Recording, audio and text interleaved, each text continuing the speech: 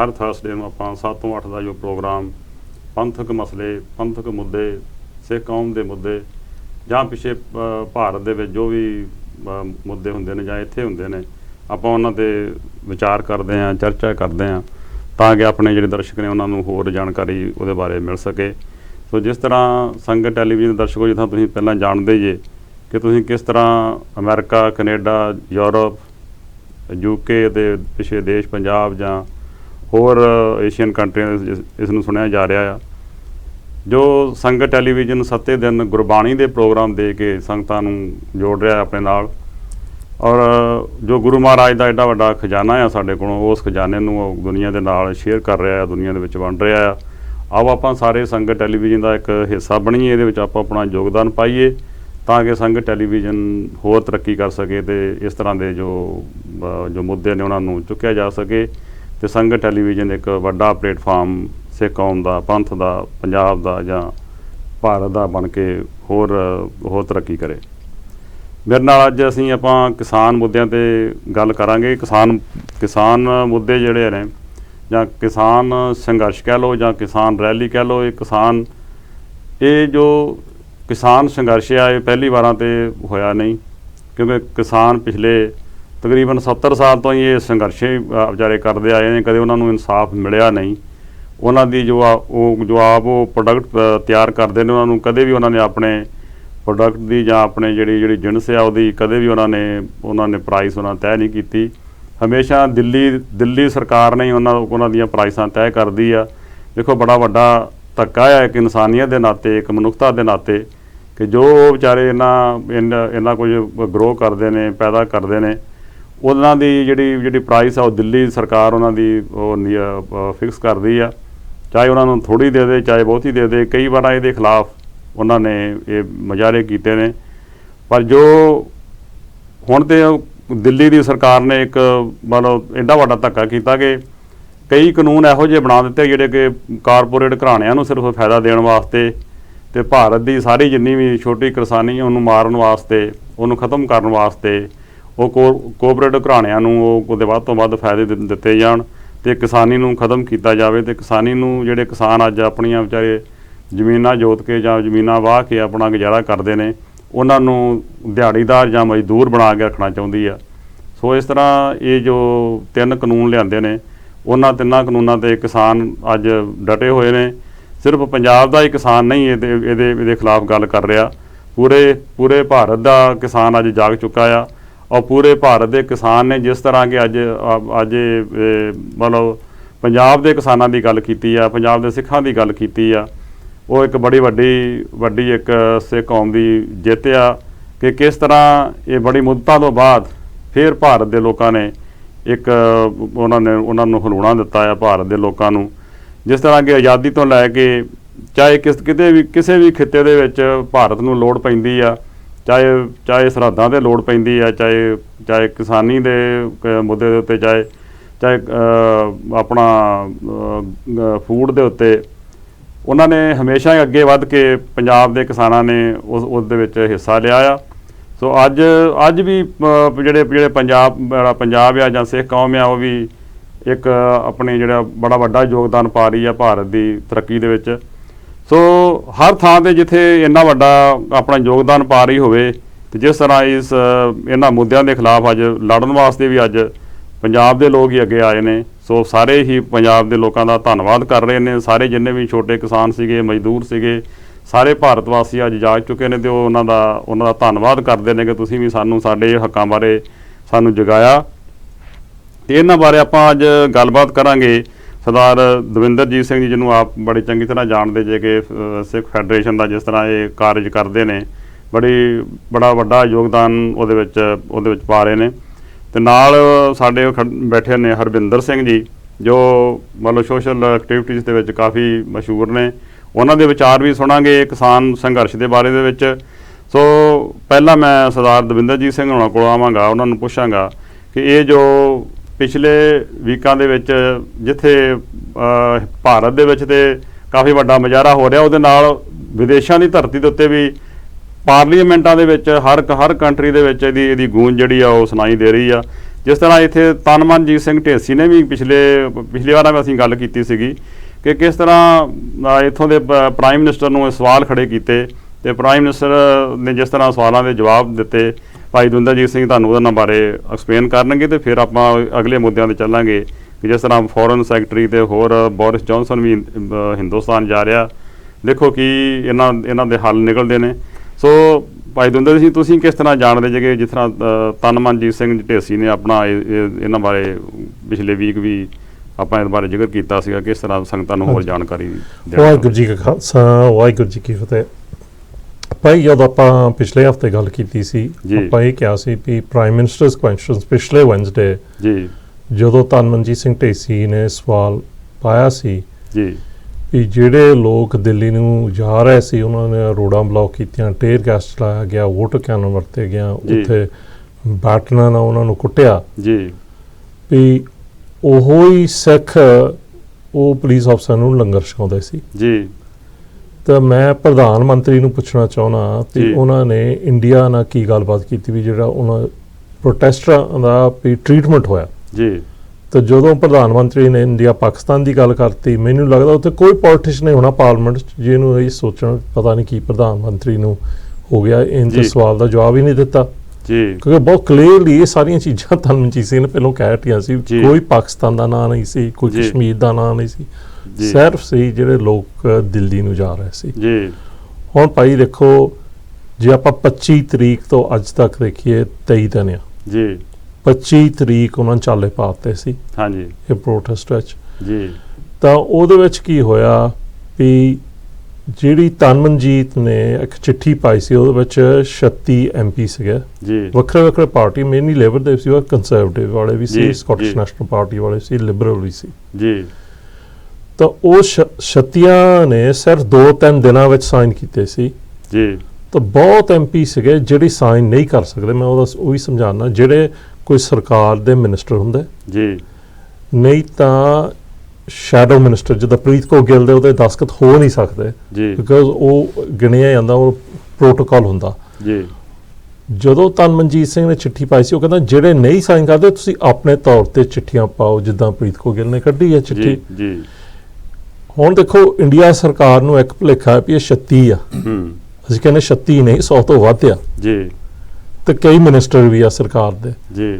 ਤੇ ਇਹ ਗੱਲਾਂ ਕਲੀਅਰ ਹੋ ਗਈਆਂ ਭਾਈ ਵੀ ਜਦੋਂ ਆਪਾਂ ਪਿਛਲੇ ਥਰਸਡੇ ਪ੍ਰੋਗਰਾਮ ਕੀਤਾ ਸੀ, ਕਈ ਮਿਨਿਸਟਰਾਂ ਨੇ ਲਿਖਤੀ ਰੂਪ ਵਿੱਚ ਆਪਣੇ ਸਿੱਖ ਕੰਸਟੀਟਿਊਸ਼ਨ ਦਾ ਵੀ ਅਸੀਂ ਫਰਾਈਡੇ ਜਾ ਕੇ ਜੀ ਅਸੀਂ ਡਾਊਨਿੰਗ ਸਟਰੀਟ ਵਾਲਿਆਂ ਪੁੱਛਿਆ ਵੀ ਕੌਣ ਸਲਾਹ ਦਿੰਦਾ ਪ੍ਰਧਾਨ ਮੰਤਰੀ ਨੂੰ ਜੀ, ਤੁਹਾਡੀ ਸਲਾਹ ਤਾਂ ਟੋਟਲੀ ਗਲਤ ਆ ਜੀ, ਵੀ ਅਸੀਂ ਵੀ ਬਦਨਾਮ ਹੁੰਨੇ ਆ।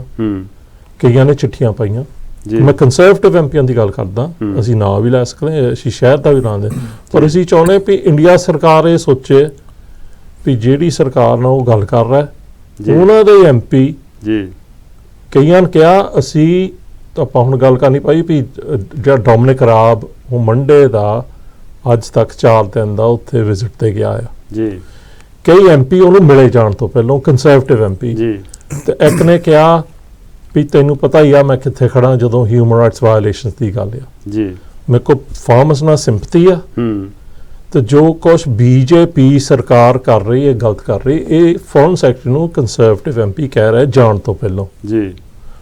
ਹੁਣ ਗੱਲ ਭਾਈ ਇਹ ਹੋਈ ਜੀ ਵੀ ਜਿਹੜੀ ਗੱਲ ਇੰਡੀਆ ਦੇ ਮੀਡੀਆ ਨੇ ਚੱਕੀ ਇਹ 36 MP ਸੀ ਤਨ ਮਨਜੀਤ ਸਿੰਘ ਢੇਸੀ ਤੇ ਉਹਨਾਂ ਬਹੁਤ ਗਲਤ ਇਲਜ਼ਾਮ ਲਾਏ ਜੀ। ਉਹਨਾਂ ਨੇ ਇੱਕ ਇਲਜ਼ਾਮ ਲਾਤਾ ਵੀ ਤਨ ਮਨਜੀਤ ਸਿੰਘ ਢੇਸੀ ਨੇ ਜਿਹੜੀ ਡੈਮੋਨਸਟ੍ਰੇਸ਼ਨ 6 ਤਰੀਕ ਨੂੰ ਹੋਈ ਸੀ ਲੰਡਨ, ਉਹ ਤਨ ਮਨਜੀਤ ਸਿੰਘ ਢੇਸੀ ਨੇ ਆਰਗੇਨਾਈਜ਼ ਕੀਤੀ। ਇਹ ਤਾਂ ਆਪਾਂ ਗੱਲ ਕਰੇ ਟਾਈਮ ਨਾ ਤਨ ਮਨਜੀਤ ਉੱਥੇ ਸੀਗਾ ਨਾ ਆਰਗੇਨਾਈਜ਼ ਕੀਤੀ ਸੀ, ਉਹ ਆਮ ਲੋਕ ਆਏ ਵੱਖਰੇ ਵੱਖਰੇ ਇਲਾਕਿਆਂ ਚੋਂ ਆਪਣੇ ਗੱਡੀਆਂ ਵਿੱਚ ਜੀ, ਤੇ ਜਦੋਂ ਭਾਰਤ ਵਾਸੀ ਸੀਗੇ ਹਾਂਜੀ। ਤੇ ਜਦੋਂ ਇਦਾਂ ਦੀ ਗੱਲ ਹੁੰਦੀ ਆ ਫਿਰ ਐਕਚੁਅਲੀ ਉਹ ਜਿਹੜੇ ਮੀਡੀਆ ਨਹੀਂ ਤਾਂ ਸਰਕਾਰ ਮੀਡੀਆ ਨੂੰ ਫੀਡ ਕਰਦੀ, ਇਹ ਲੱਗਦਾ ਵੀ ਉਹ ਸਿਰਫ ਜਿਹੜੇ ਲੋਕਾਂ ਨੇ ਆਪਣੀ ਆਵਾਜ਼ ਉਠਾਈ ਬਾਹਰਲੇ ਦੇਸ਼ਾਂ 'ਚ ਜੀ, ਤਨ ਮਨਜੀਤ ਹੋਇਆ, ਕੈਨੇਡਾ ਦਾ ਪ੍ਰਾਈਮ ਮਿਨਿਸਟਰ ਹੋਇਆ, ਆਸਟ੍ਰੇਲੀਆ ਦੇ MP ਹੋਏ, ਕਾਂਗਰਸਮੈਨ ਨੇ ਚਿੱਠੀਆਂ ਪਾਈਆਂ ਜੀ, ਇਹ ਸਾਰਿਆਂ ਨੂੰ ਬਦਨਾਮ ਕਰ ਰਹੇ ਆ ਵੀ ਤੁਹਾਨੂੰ ਨਹੀਂ ਇਸ ਮਸਲੇ ਬਾਰੇ ਪਤਾ ਜੀ। ਪਰ ਉਹ ਗੱਲ ਕੀ ਕਰ ਰਹੇ, ਉਹ ਕਹਿੰਦੇ ਜਿਹੜੇ ਲੋਕਾਂ ਤੇ ਤੁਸੀਂ ਲਾਗੂ ਕਰਨਾ ਉਹ ਤਾਂ ਸੜਕਾਂ ਤੇ ਨਿਕਲ ਗਿਆ ਜੀ, ਉਹਨਾਂ ਨੂੰ ਤਾਂ ਪਤਾ ਹੀ ਹੋਊਗਾ ਉਹ ਸੜਕਾਂ ਤੇ ਕਿਉਂ ਨਿਕਲੇ ਆ, ਕਿਉਂ ਦਿੱਲੀ ਦਾ ਘੇਰਾ ਪਾਇਆ ਆ ਜੀ। ਤਾਂ ਇਹ ਜਿਹੜੀਆਂ ਗੱਲਾਂ ਭਾਈ ਇਹ ਹੁੰਦੀਆਂ ਵੀ ਪੋਲੀਟੀਸ਼ਨ ਦਾ ਹੁੰਦਾ ਵੀ ਅਸੀਂ ਆਵਾਜ਼ ਉਠਾਉਣੀ ਜੀ, ਜਿੱਦਾਂ ਵੱਖਰੇ ਵੱਖਰੇ ਮੁਲਕਾਂ ਵਿੱਚ ਉਠਾਈ ਜੀ, ਕੁਦਰਤੀ ਇੱਥੇ ਦਾ ਜਿਹੜਾ ਫੋਰਨ ਸੈਕਟਰੀ ਸੀ ਜਦੋਂ ਖਬਰ ਲੱਗੀ ਵੀ ਇਹ ਮੰਡੇ ਜਾ ਰਿਹਾ ਜੀ, ਨੈਚੁਰਲੀ ਜਿਹੜਾ ਉੱਥੇ ਦਾ ਮੀਡੀਆ ਸੀ ਤੇ ਨਹੀਂ ਤਾਂ ਇੱਥੇ BBC ਵਾਲੇ ITV ਵਾਲੇ ਇਹ ਨਾਲ ਹੁੰਦੇ ਆ ਜੀ, ਉਹਦੀਆਂ ਇੱਕ ਦੋ ਇੰਟਰਵਿਊ ਹੋਈਆਂ ਜਿਹੜੀ ਗੱਲ ਉਹ ਇੱਥੇ ਨਹੀਂ ਕਿਸਾਨਾਂ ਦੀ ਕਰਦੇ ਉੱਥੇ ਜਾ ਕੇ ਉਹਨਾਂ ਨੂੰ ਕਰਨੀ ਪਈ ਜੀ, ਕਿਉਂਕਿ ਮੀਡੀਆ ਵਾਲੇ ਪੁੱਛੇ ਸੀ ਵੀ ਆ ਜਿਹੜੇ 36 MPs ਨੇ ਤੁਹਾਨੂੰ ਚਿੱਠੀ ਪਾਈ ਸੀ ਜੀ, ਤੁਸੀਂ ਇਹ ਗੱਲ ਕੀਤੀ ਸੀ ਨਰਿੰਦਰ ਮੋਦੀ ਨਾਲ ਜੀ, ਤਾਂ ਉਹਨੇ ਇੰਟਰਵਿਊ 'ਚ ਕਿਹਾ ਵੀ ਮੈਂ ਨਰਿੰਦਰ ਮੋਦੀ ਨਾਲ ਨਹੀਂ ਕੀਤੀ ਮੈਂ ਫੋਰਨ ਮਿਨਿਸਟਰ ਨਾਲ ਗੱਲ ਕੀਤੀ ਸੀ ਜੀ, ਭਾਈ ਇਹਦਾ ਇੰਪੈਕਟ ਹੈ ਵੀ ਜੇ ਆਪਾਂ ਆਪਣੇ MPs ਨੂੰ ਨਹੀਂ ਕਹਿੰਦੇ ਆਪਾਂ ਮੁਜ਼ਾਹਰੇ ਨਹੀਂ ਕਰਦੇ ਜੀ, ਫਿਰ ਉਹ ਜਾ ਕੇ ਉਹਨਾਂ ਕੋਈ ਗੱਲ ਉੱਥੇ ਕਰਨੀ ਨਹੀਂ ਥੋੜੀ ਬਾੜੀ ਉਹਨਾਂ ਗੱਲ ਕੀਤੀ ਉਹਨੂੰ ਕਰਨੀ ਪਈ ਜੀ, ਪਰ ਲੋਕਾਂ ਨੂੰ ਪੁੱਛਣਾ ਵੀ ਤੂੰ ਉੱਥੇ ਗਿਆ ਸੀ ਜੀ, ਪਰ ਗੱਲ ਮੈਨੂੰ ਬਹੁਤ ਦਰਸ਼ਕ ਹੋਣੇ ਸੰਗਤ ਟੀਮ ਦੇ ਤੇ ਉਹ ਅਪਸੈਟ ਇਸ ਗੱਲ ਤੋਂ ਆ ਜੀ, ਵੀ ਇੱਕ ਪਾਸੇ ਬੋਰਿਸ ਜੌਨਸਨ ਟੋਟਲੀ ਗਲਤ ਜਵਾਬ ਦੇ ਰਿਹਾ ਜੀ, ਇੱਕ ਵੱਡਾ ਮੁਜ਼ਾਹਰਾ ਹੋਵੇ 3 ਦਿਨ ਪਹਿਲਾਂ ਲੰਡਨ ਵਿੱਚ ਨੈਸ਼ਨਲ ਪੇਪਰ 'ਚ ਖਬਰਾਂ ਲੱਗੀਆਂ ਹੋਣ ਤਾਂ ਉਹਨੂੰ ਇਸ ਚੀਜ਼ ਬਾਰੇ ਪਤਾ ਨਾ ਹੋਵੇ ਜੀ, ਤੇ ਦੂਸਰੇ ਪਾਸੇ ਇਹ ਗੱਲ ਆਉਂਦੀ ਸੀ ਮੀਡੀਆ ਵਿੱਚ ਵੀ ਇੱਥੇ ਦਾ ਫੋਰਨ ਸੈਕਟਰੀ ਗਿਆ ਜੀ, ਰਾਹ ਖੋਲ੍ਹਣ ਲਈ ਵੀ ਬੋਰਿਸ ਜੌਨਸਨ 26 ਜਨਵਰੀ ਰਿਪਬਲਿਕ ਡੇ ਤੇ ਚੀਫ ਗੈਸਟ ਜਾਊਗਾ ਜੀ, ਜਿਹੜੀ ਗੱਲ ਉੱਥੇ ਕਲੀਅਰ ਵੀ ਕੀਤੀ ਪ੍ਰੈਸ ਕਾਨਫਰੰਸ 'ਚ ਪਰ ਇੱਥੇ ਲੋਕ ਹੁਣ ਸੋਚ ਰਿਹਾ ਵੀ 26 ਜਨਵਰੀ ਤੋਂ ਹੋ ਸਕਦਾ ਵੀ ਹੋਰ ਵੀ ਮੁਜ਼ਾਹਰੇ ਹੋਣੇ ਜੀ, ਵੀ ਅਸੀਂ ਇੱਥੇ ਦੀ ਸਰਕਾਰ ਨੂੰ ਦੱਸਣਾ ਵੀ ਇੱਥੇ ਦੀਆਂ ਜਿਹੜੀਆਂ ਮੁਸ਼ਕਲਾਂ ਪਹਿਲਾਂ ਤੋਂ ਉਹ ਹੱਲ ਕਰੋ ਜੀ, ਤੇ ਦੂਸਰਾ ਤੁਸੀਂ ਉੱਥੇ ਜਾ ਰਹੇ ਆ ਟ੍ਰੇਡ ਡੀਲ ਕਰਨ ਲਈ ਕੁਝ ਤੁਸੀਂ ਯੂਰਪ ਚੋਂ ਨਿਕਲ ਜਾਣਾ ਪਰ ਆਮ ਬੰਦੇ ਨੂੰ ਪਤਾ ਟ੍ਰੇਡ ਡੀਲ ਘੱਟੋ ਘੱਟ 10 ਸਾਲ ਲੱਗ ਜਾਂਦੇ ਜੀ, ਤੇ ਇਹਦੇ ਵਿੱਚ ਇੰਡੀਆ ਸਰਕਾਰ ਨੇ ਪੂਰਾ ਫਾਇਦਾ ਲੈਣਾ ਨਹੀਂ ਤਾਂ 10 ਸਾਲਾਂ ਲਈ ਹੁਣ ਕਹਿਣਾ ਵੀ ਇਹ ਤਾਂ ਹੁਣ ਮਜਬੂਰ ਆ ਯੂਰਪ ਚੋਂ ਵੀ ਨਿਕਲੇ ਨਾ ਅਮਰੀਕਾ ਨਾਲ ਟ੍ਰੇਡ ਡੀਲ ਹੋਈ ਆ ਇਹ ਤਾਂ ਇਹ ਜਿਹੜੀਆਂ ਗੱਲਾਂ ਹੋ ਰਹੀਆਂ ਜਿੰਨੇ ਵੀ ਦਰਸ਼ਕ ਆ ਦੇਖੋ ਆਪਾਂ ਐਕਟਿਵ ਰਹਿਣਾ ਜੀ ਕਿਉਂਕਿ ਜੇ ਆਪਣੇ ਉੱਥੇ ਭੈਣ ਭਰਾ ਬੱਚੇ ਜਾ ਕੇ 23 ਦਿਨ ਜਿੰਨੀ ਉੱਥੇ ਠੰਡ ਆ ਉਹ ਤਕਰੀਬਨ ਅੱਜ ਮੈਨੂੰ ਇਹ ਜਦੋਂ ਕੇਸਰੀਵਾਲ ਵੀ ਗੱਲ ਕਰ ਰਿਹਾ ਸੀ ਉਹ ਕਹਿੰਦਾ ਉਹ ਸ਼ਹੀਦ ਦਾ ਲਫ਼ਜ਼ ਵਰਤਿਆ ਸੀ ਉਹ ਕਹਿੰਦਾ ਉਹਨੇ ਸਿੰਘ ਸ਼ਹੀਦ ਉਹ ਸਿੰਘ ਹੀ ਕਹਿੰਦਾ ਸੀ ਸਿੰਘ ਸ਼ਹੀਦ ਹੋ ਰਿਹਾ ਉਹ ਕਹਿੰਦਾ ਜਿੰਨੇ ਦਿਨ ਹੋਇਆ ਰੋਜ਼ ਮੈਨੂੰ ਇੱਕ ਸ਼ਹੀਦ ਹੁੰਦਾ ਮੈਨੂੰ 22-23 ਮੌਤਾਂ ਹੋ ਰਹੀਆਂ ਜੀ ਤੇ ਇਹ ਗੱਲਾਂ ਸੁਣ ਚ ਆਉਂਦੀਆਂ ਆਪਾਂ ਦੇਖੀਆਂ ਵੀ ਆ ਜੀ ਉਹ ਭਾਵੇਂ ਬੀਬੀਆਂ ਜਾਂ ਸਿਆਣੀਆਂ ਉਹ ਕਹਿੰਦੇ ਸੀ ਵਾਪਸ ਨਹੀਂ ਜਾਣਾ ਜਿੰਨ ਤੱਕ ਸਾਨੂੰ ਇਹ ਹੱਕ ਨਹੀਂ ਮਿਲਦਾ ਜਿਹੜਾ ਕਾਲਾ ਕਾਨੂੰਨ ਸਰਕਾਰ ਵਾਪਸ ਨਹੀਂ ਲੈਂਦੀ ਤਾਂ ਮੈਨੂੰ ਲੱਗਦਾ ਇਹਦੇ ਵਿੱਚ ਜੇ ਤਾਂ ਆਪਾਂ ਪੋਲੀਟੀਕਲ ਇਹ ਗੱਲ ਕਰੀਏ ਜਿਹੜਾ ਪ੍ਰੈਸ਼ਰ ਪਿਆ ਇੱਥੋਂ ਪਿਆ ਫੋਰਨ ਸੈਕਟਰੀ ਗਿਆ ਫੋਰਨ ਸੈਕਟਰੀ ਦਾ ਵੀ ਪ੍ਰੈਸ਼ਰ ਪਿਆ ਮੈਨੂੰ ਲੱਗਦਾ ਉਹ ਆ ਜਾਣਾ ਕੱਲ ਨੂੰ ਵਾਪਸ ਇਹ ਗੱਲ ਰੁਕਣੀ ਨਹੀਂ ਛੁੱਟੀਆਂ ਭਾਵੇਂ ਰੁਕ ਜਾਊਗੀ ਇਹਨਾਂ ਛੁੱਟੀ ਤੇ ਚਲ ਜਾਣਾ ਪਰ ਮੈਨੂੰ ਲੱਗਦਾ ਜਿਹੜੇ ਆਮ ਦਰਸ਼ਕ ਬੈਠਦੇ ਰੋਜ਼ ਦੇਖਦੇ ਆ ਵੀ ਉੱਥੇ ਕੀ ਹੋ ਰਿਹਾ ਪਤਾ ਨਹੀਂ ਉੱਥੇ ਕੱਲ ਨੂੰ ਕੀ ਵਾਪਰ ਜਾਣਾ ਤਾਂ ਆਪਾਂ ਫਿਰ ਗਾਂਹ ਕਰਾਂਗੇ ਵੀ ਗੱਲ ਵੀ ਹੋਰ ਵੀ ਕਈ ਮੁਜ਼ਾਹਰੇ ਹੋ ਰਹੇ ਆ ਜਿਹਦੇ ਵਿੱਚ ਲੋਕ ਚਾਹੁੰਦੇ ਵੀ ਅਸੀਂ ਆਪਣਾ ਹਿੱਸਾ ਪਾਈਏ ਜੀ ਸੋ ਸਾਧ ਸੰਗਤ ਜੀ ਸਾਨੂੰ ਸਰਦਾਰ ਦਵਿੰਦਰ ਜੀ ਨੇ ਬੜੇ ਵਿਸਥਾਰ ਦੇ ਨਾਲ ਦੱਸਿਆ ਕਿ ਕਿਸ ਤਰ੍ਹਾਂ ਜੋ ਪੋਲੀਟੀਕਲੀ ਲੈਵਲ ਤੇ ਵੀ ਕਿੰਨਾ ਵੱਡਾ ਪ੍ਰੈਸ਼ਰ ਭਾਰਤ ਦੀ ਸਰਕਾਰ ਤੇ ਪਿਆ ਹੋਇਆ ਆ ਲੇਕਿਨ ਭਾਰਤ ਦੀ ਸਰਕਾਰ ਇਹ ਇਹਨੂੰ ਬੜੇ ਲਾਈਟਲੀ ਲੈ ਰਹੀ ਹੈ ਕਿ ਕੋਈ ਐਡਾ ਵੱਡਾ ਕੋਈ ਮਸਲਾ ਨਹੀਂ ਕਦੇ ਕਹਿੰਦੇ ਕਿ ਉਹ ਜਿਹੜੇ ਕਿਸਾਨ ਨੇ ਉਹ ਮਤਲਬ ਉਹ ਇੰਨੇ ਪੜ੍ਹੇ ਲਿਖੇ ਨਹੀਂ ਜਾਂ ਉਹ ਮਤਲਬ ਇੰਨਾ ਕੁਝ ਜਾਣਦੇ ਨਹੀਂ ਜਾਂ ਉਹਨਾਂ ਨੂੰ ਕਹਿੰਦੇ ਜਿਹੜੇ ਅਸੀਂ ਕਾਨੂੰਨ ਬਣਾਏ ਨੇ ਉਹਨਾਂ ਬਾਰੇ ਪਤਾ ਨਹੀਂ ਮੋਦੀ ਸਾਹਿਬ ਉਹਨਾਂ ਨੂੰ ਕਿਸਾਨਾਂ ਨੂੰ ਕਾਨੂੰਨਾਂ ਦੇ ਬਾਰੇ ਵਿੱਚ ਤੇਰੇ ਨਾਲੋਂ ਜ਼ਿਆਦਾ ਪਤਾ ਤੇਰੇ ਨਾਲੋਂ ਬਹੁਤੇ ਕੁਆਲੀਫਾਈਡ ਨੇ ਔਰ ਉਹ ਜਿੰਨੇ ਵੀ ਬਾਬੇ ਉੱਥੇ ਬੈਠੇ ਆ ਨਾ ਉਹ ਸਾਰੇ ਗਦਰੀ ਬਾਬਿਆਂ ਦੇ ਜਾਂ ਦੇ ਵਾਰਿਸ ਨੇ ਜਾਂ ਉਹਨਾਂ ਦੇ ਭਰਾਤਾ ਨੇ ਔਰ ਜਾਂ ਉਹਨਾਂ ਦੇ ਅੱਗੇ ਆਉਣ ਵਾਲੀਆਂ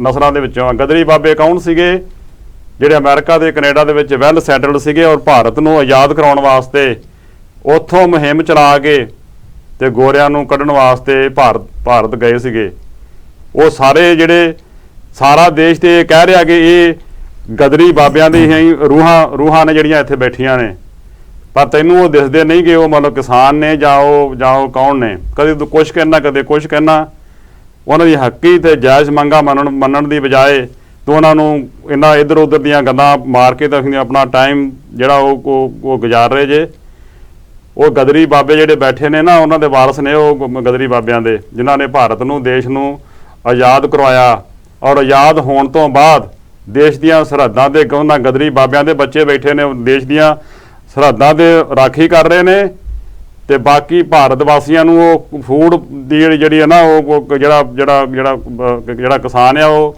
ਇੱਕ ਅੰਨਦਾਤਾ ਆ। ਇਹ ਉਹ ਅੰਨਦਾਤੇ ਨੇ ਜਿਨ੍ਹਾਂ ਨੇ ਭਾਰਤ ਨੂੰ ਸਫੀਸ਼ੀਐਂਟ ਕੀਤਾ, ਭਾਰਤ ਨੂੰ ਆਪਣੇ ਪੈਰਾਂ ਤੇ ਖੜਿਆਂ ਕੀਤਾ। ਇਹ ਉਹ ਗਦਰੀ ਬਾਬਿਆਂ ਦੀਆਂ ਵਾਰਸ ਨੇ। ਸੋ ਹਰਮਿੰਦਰ ਸਿੰਘ, ਤੁਸੀਂ ਕਿਸ ਤਰ੍ਹਾਂ ਲੈਂਦੇ ਜੇ ਕਦੇ ਸਾਡੇ ਜਿਹੜੇ ਪ੍ਰਾਈਮ ਮਿਨਿਸਟਰ ਨੇ ਉੱਥੇ ਦੇ ਭਾਰਤ ਦੇ, ਉਹ ਕਦੀ ਕਹਿੰਦੇ ਨੇ ਕਿ ਇਹ ਫਲਾਣੇ ਨੇ, ਇਹ ਉੱਥੇ ਉਹ ਅੱਤਵਾਦੀ ਨੇ, ਵੱਖਵਾਦੀ ਨੇ, ਸਾਰਾ ਦੇਸ਼ ਇਸ ਗੱਲ ਦੇ ਖਿਲਾਫ ਆ ਕਿ ਉਹ ਨਾ ਅੱਤਵਾਦੀ ਨੇ ਨਾ ਵੱਖਵਾਦੀ ਨੇ, ਉਹ ਅੰਨਦਾਤਾ ਨੇ, ਉਹ ਸੱਚੇ ਸੁੱਚੇ ਇਨਸਾਨ ਨੇ ਜੋ ਭਾਰਤ ਵਾਸਤੇ ਅੰਨ ਪੈਦਾ ਕਰ ਰਹੇ ਨੇ, ਤੇ ਉਹਨਾਂ ਦੀ ਹੱਕੀ ਤੇ ਜਾਇਜ਼ ਮੰਗਾਂ ਨੂੰ ਜਿੰਨੀ ਜਲਦੀ ਹੋ ਸਕੇ ਮੰਨਣਾ ਚਾਹੀਦਾ ਆ। ਤੁਸੀਂ ਇਹਦੇ ਬਾਰੇ ਵਿੱਚ ਕੀ ਦੱਸਣਾ ਚਾਹੁੰਦੇ ਜੇ? ਵਾਹਿਗੁਰੂ ਜੀ ਕਾ ਖਾਲਸਾ, ਵਾਹਿਗੁਰੂ ਜੀ ਕੀ ਫਤਿਹ। ਸਭ ਤੋਂ ਪਹਿਲਾਂ ਤਾਂ ਜੀ ਮੈਂ ਇਹ ਦੱਸ ਦੇਣਾ ਚਾਹੁੰਦਾ ਕਿ ਜਿਹੜੇ ਮੋਦੀ ਮੀਡੀਆ ਜਾਂ ਸਰਕਾਰ ਦੇ ਵਿੱਚ ਬੈਠੇ ਸਟੇਟਮੈਂਟਾਂ ਦੇ ਰਿਹਾ ਕਿ ਵੀ ਇਹ ਲੋਕ ਪੜ੍ਹੇ ਲਿਖੇ ਨਹੀਂ ਹੈ ਜੀ। ਮੈਨੂੰ 80 ਦਾ ਦਹਾਕਾ ਯਾਦ ਹੈ ਜੀ, ਜਿਸ ਵੇਲੇ ਲੋਕੀ ਜਿਹੜੇ ਕਿਸਾਨਾਂ ਦੇ ਬੱਚੇ ਜਾਂ ਗਰੀਬ ਤਬਕੇ ਦੇ ਬੱਚੇ ਉਹ ਸਾਰੇ ਪਹਿਲਾਂ ਆ ਕੇ ਕਾਲਜ ਦੇ ਵਿੱਚ ਉਹ ਐਡਮਿਸ਼ਨ ਲੈਣਾ ਚਾਹੁੰਦੇ ਸੀ ਡਾਕਟਰ ਦੇ ਲਈ ਜੀ, ਮੈਡੀਕਲ ਦੇ ਵਿੱਚ ਜਾਣਾ ਚਾਹੁੰਦੇ। ਜੇ ਉਹਨਾਂ ਨੂੰ ਮੈਡੀਕਲ ਦੇ ਵਿੱਚ ਸੀਟਾਂ ਪੂਰੀਆਂ ਹੋ ਗਈਆਂ, ਉਹਨਾਂ ਨੂੰ ਜਗ੍ਹਾ ਨਹੀਂ ਮਿਲੀ, ਉਹ ਫਿਰ ਜਾਂਦੇ ਆ ਸੋਲੀਸਿਟਰ ਦੇ ਲਈ ਕਿ ਵੀ ਅਸੀਂ ਕੋਈ ਵਕੀਲ ਬਣ ਸਕੀਏ, ਕੋਈ ਅੱਛੀ ਨੌਲੇਜ ਹੋ ਸਕੇ ਸਾਨੂੰ, ਤੇ ਅਸੀਂ ਆਪਣਾ ਪੜ੍ਹਾਈ ਲਿਖਾਈ ਕਰਕੇ ਤੇ ਅੱਛਾ ਗੁਜ਼ਰ ਕਰ ਸਕੀਏ ਜੀ।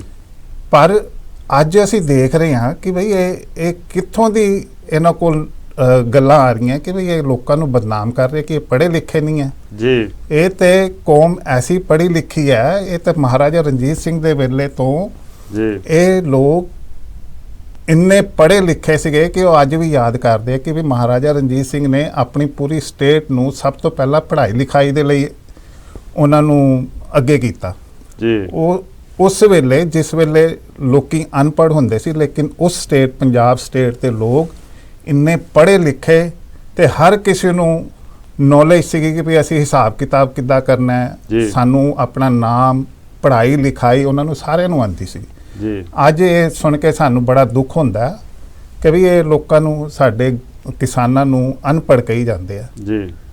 ਤੇ ਦੂਸਰੀ ਗੱਲ ਜੀ, ਇਹ ਮੋਦੀ ਸਾਹਿਬ ਕੋਲ ਸਾਡੇ ਲਈ 2 ਮਿੰਟ ਵੀ ਨਹੀਂ ਮਿਲ ਰਹੇ ਉਹਨੂੰ, ਉਹ ਹਾਲੇ ਵੀ ਪ੍ਰਚਾਰ ਕਰੀ ਜਾ ਰਿਹਾ ਕਿ ਵੀ ਇਹ ਕਾਨੂੰਨ ਬੜੇ ਵਧੀਆ, ਕਾਨੂੰਨ ਬੜੇ ਵਧੀਆ ਜੀ। ਜਿਹੜੇ ਉੱਥੇ ਲੱਖਾਂ ਲੋਕ ਬੈਠੇ ਆ ਕਿ ਉਹ ਅਨਪੜ੍ਹ ਹੈ ਜੀ, ਵਕੀਲ ਤਬਕਾ ਬੈਠਾ ਉੱਥੇ, ਡਾਕਟਰ ਬੈਠੇ ਨੇ, ਤੇ ਉਹ ਕੀ ਅਨਪੜ੍ਹ ਹੈ ਉਹਨਾਂ ਨੂੰ ਪਤਾ ਨਹੀਂ, ਇਕੋਨਮਿਸਟ ਬੈਠੇ ਹੋਏ ਆ ਉੱਥੇ ਜੀ, ਉਹ ਸਭ ਨੂੰ ਪਤਾ ਹੈ ਕਿ ਕਾਨੂੰਨ ਦੇ ਵਿੱਚ ਕੀ ਹੈ ਜੀ। ਪਰ ਉਹਦਾ ਇੱਕ ਜਿੱਦਾਂ ਕਹਿੰਦੇ ਆ ਨਾ, ਕਿਸੇ ਦੇ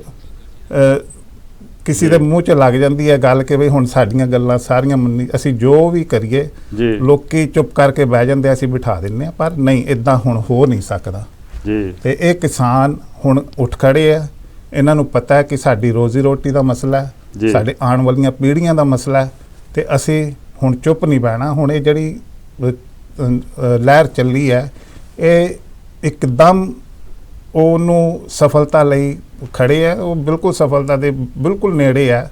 ਹੁਣ ਥੋੜ੍ਹਾ ਜਿਹਾ ਹੀ ਟਾਈਮ ਹੈ ਕਿ ਇਹ ਆਪਣਾ ਇਸ ਨੂੰ ਮੋਰਚੇ ਨੂੰ ਜਿੱਤ ਕੇ ਜਾਣਗੇ। ਠੀਕ ਹੈ ਜੀ। ਆਪਣਾ ਭਾਈ ਸਾਹਿਬ ਕੌਣ ਸਾਹਿਬ ਤੇ ਕਿੱਥੋਂ ਬੋਲ ਰਹੇ ਜੀ? ਇੱਕ ਕਾਲ ਲੈ ਲਈਏ। ਢਿੱਲੋਂ ਸਾਹਿਬ, ਤੁਹਾਨੂੰ ਕਿੰਨਾ ਵੀਰਾਂ ਨੂੰ, ਤੁਹਾਡੇ ਸਟਾਫ ਨੂੰ, ਤੁਹਾਡੇ ਦਰਸ਼ਕਾਂ ਨੂੰ ਗੁਰਦੇਵ ਸਿੰਘ ਭੋਗਲ ਵੱਲੋਂ ਵਾਹਿਗੁਰੂ ਜੀ ਕਾ ਖਾਲਸਾ, ਵਾਹਿਗੁਰੂ ਜੀ ਕੀ ਫਤਿਹ। ਢਿੱਲੋਂ ਸਾਹਿਬ, ਹਾਂਜੀ ਹਾਂਜੀ ਭੋਗ ਜੀ, ਆਪਣੇ ਵਿਚਾਰ ਦਿਓ। ਅੱਜ ਮੈਂ ਵਿਚਾਰ ਦੇਣਾ, ਤੁਹਾਡਾ ਪ੍ਰੋਗਰਾਮ ਦੇਖ ਰਹੇ ਆ। ਵਿਚਾਰ ਤੇ ਮੇਰੇ ਤੁਹਾਡੇ ਵਰਗੇ, ਤਿੰਨਾਂ ਵੀਰਾਂ ਵਰਗੇ, ਬਾਕੀ ਘਰ ਬੈਠੇ ਜਿਹੜੇ ਭੈਣ ਭਰਾ ਉਹਨਾਂ ਵਰਗੇ ਵਿਚਾਰ ਨੇ। ਠੀਕ ਹੈ ਜੀ। ਪਰ ਰਿਹਾ ਨਹੀਂ ਜਾਂਦਾ ਕਈ ਵਾਰੀ। ਠੀਕ। ਤੇ ਢਿੱਲੋਂ ਸਾਹਿਬ ਜਿਹੜਾ ਬੰਦਾ, ਜਿਸ ਬੰਦੇ ਦੀ ਆਦਤ ਹੋਵੇ ਨਾ ਵੀ ਜੁਮਲੇਬਾਜ਼ੀ ਕਰਨੀ ਆ, ਤੇ ਉਹ ਜੁਮਲੇਬਾਜ਼ੀਆਂ ਕਰੇਗਾ ਜੀ। ਉਹਦੇ ਵੱਸ ਦੀ ਗੱਲ ਨਹੀਂ, ਉਹਦੇ ਅੰਦਰ ਇਹ ਚੀਜ਼ ਹੁੰਦੀ ਆ ਜੀ। ਹੁਣ ਦੇਖੋ, ਜਦੋਂ ਇਹ ਪ੍ਰਧਾਨ ਮੰਤਰੀ ਨਹੀਂ ਸੀ ਬਣਿਆ, ਜਾਂ ਏਦਾਂ ਕਹਿੰਦੇ ਜਿਹੜਾ ਗੱਪੀ ਹੁੰਦਾ ਉਹਨੂੰ ਗਪੌਰ ਛੱਡਣੇ ਹੀ ਹੁੰਦੇ ਆ ਜੀ। ਉਹਦਾ ਕੰਮ ਵੀ ਗਪੌੜ ਛੱਡਣੇ ਹੁੰਦਾ। ਜਦੋਂ ਹਜੇ ਬਣਿਆ ਨਹੀਂ ਸੀ ਪ੍ਰਧਾਨ ਮੰਤਰੀ, ਉਦੋਂ ਵੀ ਜੁਮਲੇਬਾਜ਼ੀਆਂ ਕਰਦਾ ਸੀ, ਗਪੌੜੇ ਛੱਡਦਾ ਸੀ ਵੀ ਮੈਂ 1 ਮਹੀਨੇ ਦੇ ਵਿੱਚ ਬਾਹਰੋਂ ਕਾਲਾ ਧਨ ਵਾਪਸ ਲੈ ਕੇ ਆਵਾਂਗਾ, ਮੈਂ ਕੱਲੇ ਨੂੰ 15 ਲੱਖ ਰੁਪਈਆ ਦੇਵਾਂਗਾ, ਮੈਂ ਕੱਲੇ ਪਰਿਵਾਰ ਚੋਂ ਇੱਕ ਨੂੰ ਮੈਂ ਨੌਕਰੀ ਦੇਵਾਂਗਾ। ਕੁਝ ਨਹੀਂ ਕੀਤਾ, ਸਾਰੇ ਗਪੌੜ, ਸਾਰੇ ਜੁਮਲੇਬਾਜ਼ੀਆਂ। ਫਿਰ ਲੋਕਾਂ ਨੇ ਵੋਟਾਂ ਪਾ ਦਿੱਤੀਆਂ ਤੇ ਕੁਰਸੀ ਤੇ ਬਿਠਾ, ਰਾਜਗੱਦੀ ਦੀ ਕੁਰਸੀ ਤੇ ਬਿਠਾ ਦਿੱਤਾ ਜੀ। ਉਹ ਤੋਂ ਬਾਅਦ ਵੀ ਤੁਹਾਨੂੰ ਸਾਰੇ ਤਿੰਨਾਂ ਭਰਾਵਾਂ ਨੂੰ ਚੇਤਾ ਹੋਣਾ, ਘਰ ਬੈਠੇ ਭੈਣਾਂ ਭਰਾਵਾਂ ਨੂੰ ਚੇਤਾ ਹੋਣਾ, ਇੱਕ ਇਹ ਜੁਮਲੇਬਾਜ਼ੀ ਕਰਦਾ ਹੁੰਦਾ ਸੀ ਜ਼ਿਆਦਾ। ਇੱਕ ਸਲੋਗਨ ਸੀ ਇਹਦਾ, ਸਭ ਕਾ ਸਾਥ, ਸਭ ਕਾ ਵਿਸ਼ਵਾਸ, ਸਭ ਕਾ ਵਿਕਾਸ ਜੀ। ਹੁਣ ਤੁਸੀਂ ਸਿਆਣੇ ਹੋ ਤਿੰਨੇ, ਤੁਸੀਂ ਮੈਨੂੰ ਦੱਸੋ ਵੀ ਇਹ ਜਿਹੜਾ ਇਹਦਾ ਸਲੋਗਨ ਸੀ ਸਭ ਕਾ ਸਾਥ, ਹੁਣ ਕਿਹੜਾ ਕੰਮ ਇਹਨੇ ਇੰਡੀਆ ਦੇ ਭਾਰਤ ਦੇ ਵਿੱਚ ਕੀਤਾ ਜਿਹੜਾ ਸਾਰਿਆਂ ਦਾ ਸਾਥ ਲੈ ਕੇ ਕੀਤਾ, ਇਹ ਦੱਸੋ। ਨੰਬਰ 1 ਝੂਠ, ਨੰਬਰ 1 जी, फिर सबका साथ, सबका विश्वास। जिन्हां स्टेटां ने जिस भाईचारे ने अपने भरोसा किया, विश्वास किया, इन्हें अगों विश्वासघात किया जी। नंबर 2, नंबर 3 फिर कहना मैं विकास, सबका साथ, सबका विश्वास, सबका विकास। विकास मैंने तरक्की होंगी आ। हुण ये रातों रात 12 बजे ऐलान कर दिंदा ढिल्लों साहब नोटबंदी करके ते 150 बंदे जान ले लैंदा, इहनूं विकास कहंदे ने जी। इहनूं कोई पुछे विकास इहनूं कहंदे ने या लोकतंत्र, लोक राज जिहड़ियां ये डींगा मारदे ने, biggest democracy in the world. Democracy ये हुंदी आ कि तुसी किसी से जबरदस्ती एक कानून बना दिओ, वो भी जबरदस्ती पास करा के फिर नाके डक्के ला दिओ कि तुसी दिल्ली तक प्रोटेस्ट नहीं कर सकते। हालांकि लोकतंत्र दे विच लोक राज दे विच लोकां दा हक हुंदा प्रोटेस्ट करना जी। ते दसो किहड़ी गल इहने सच्ची कीती आ? ये जुमलेबाज बंदा जिहड़ा एक नंबर दा कपी आ जी।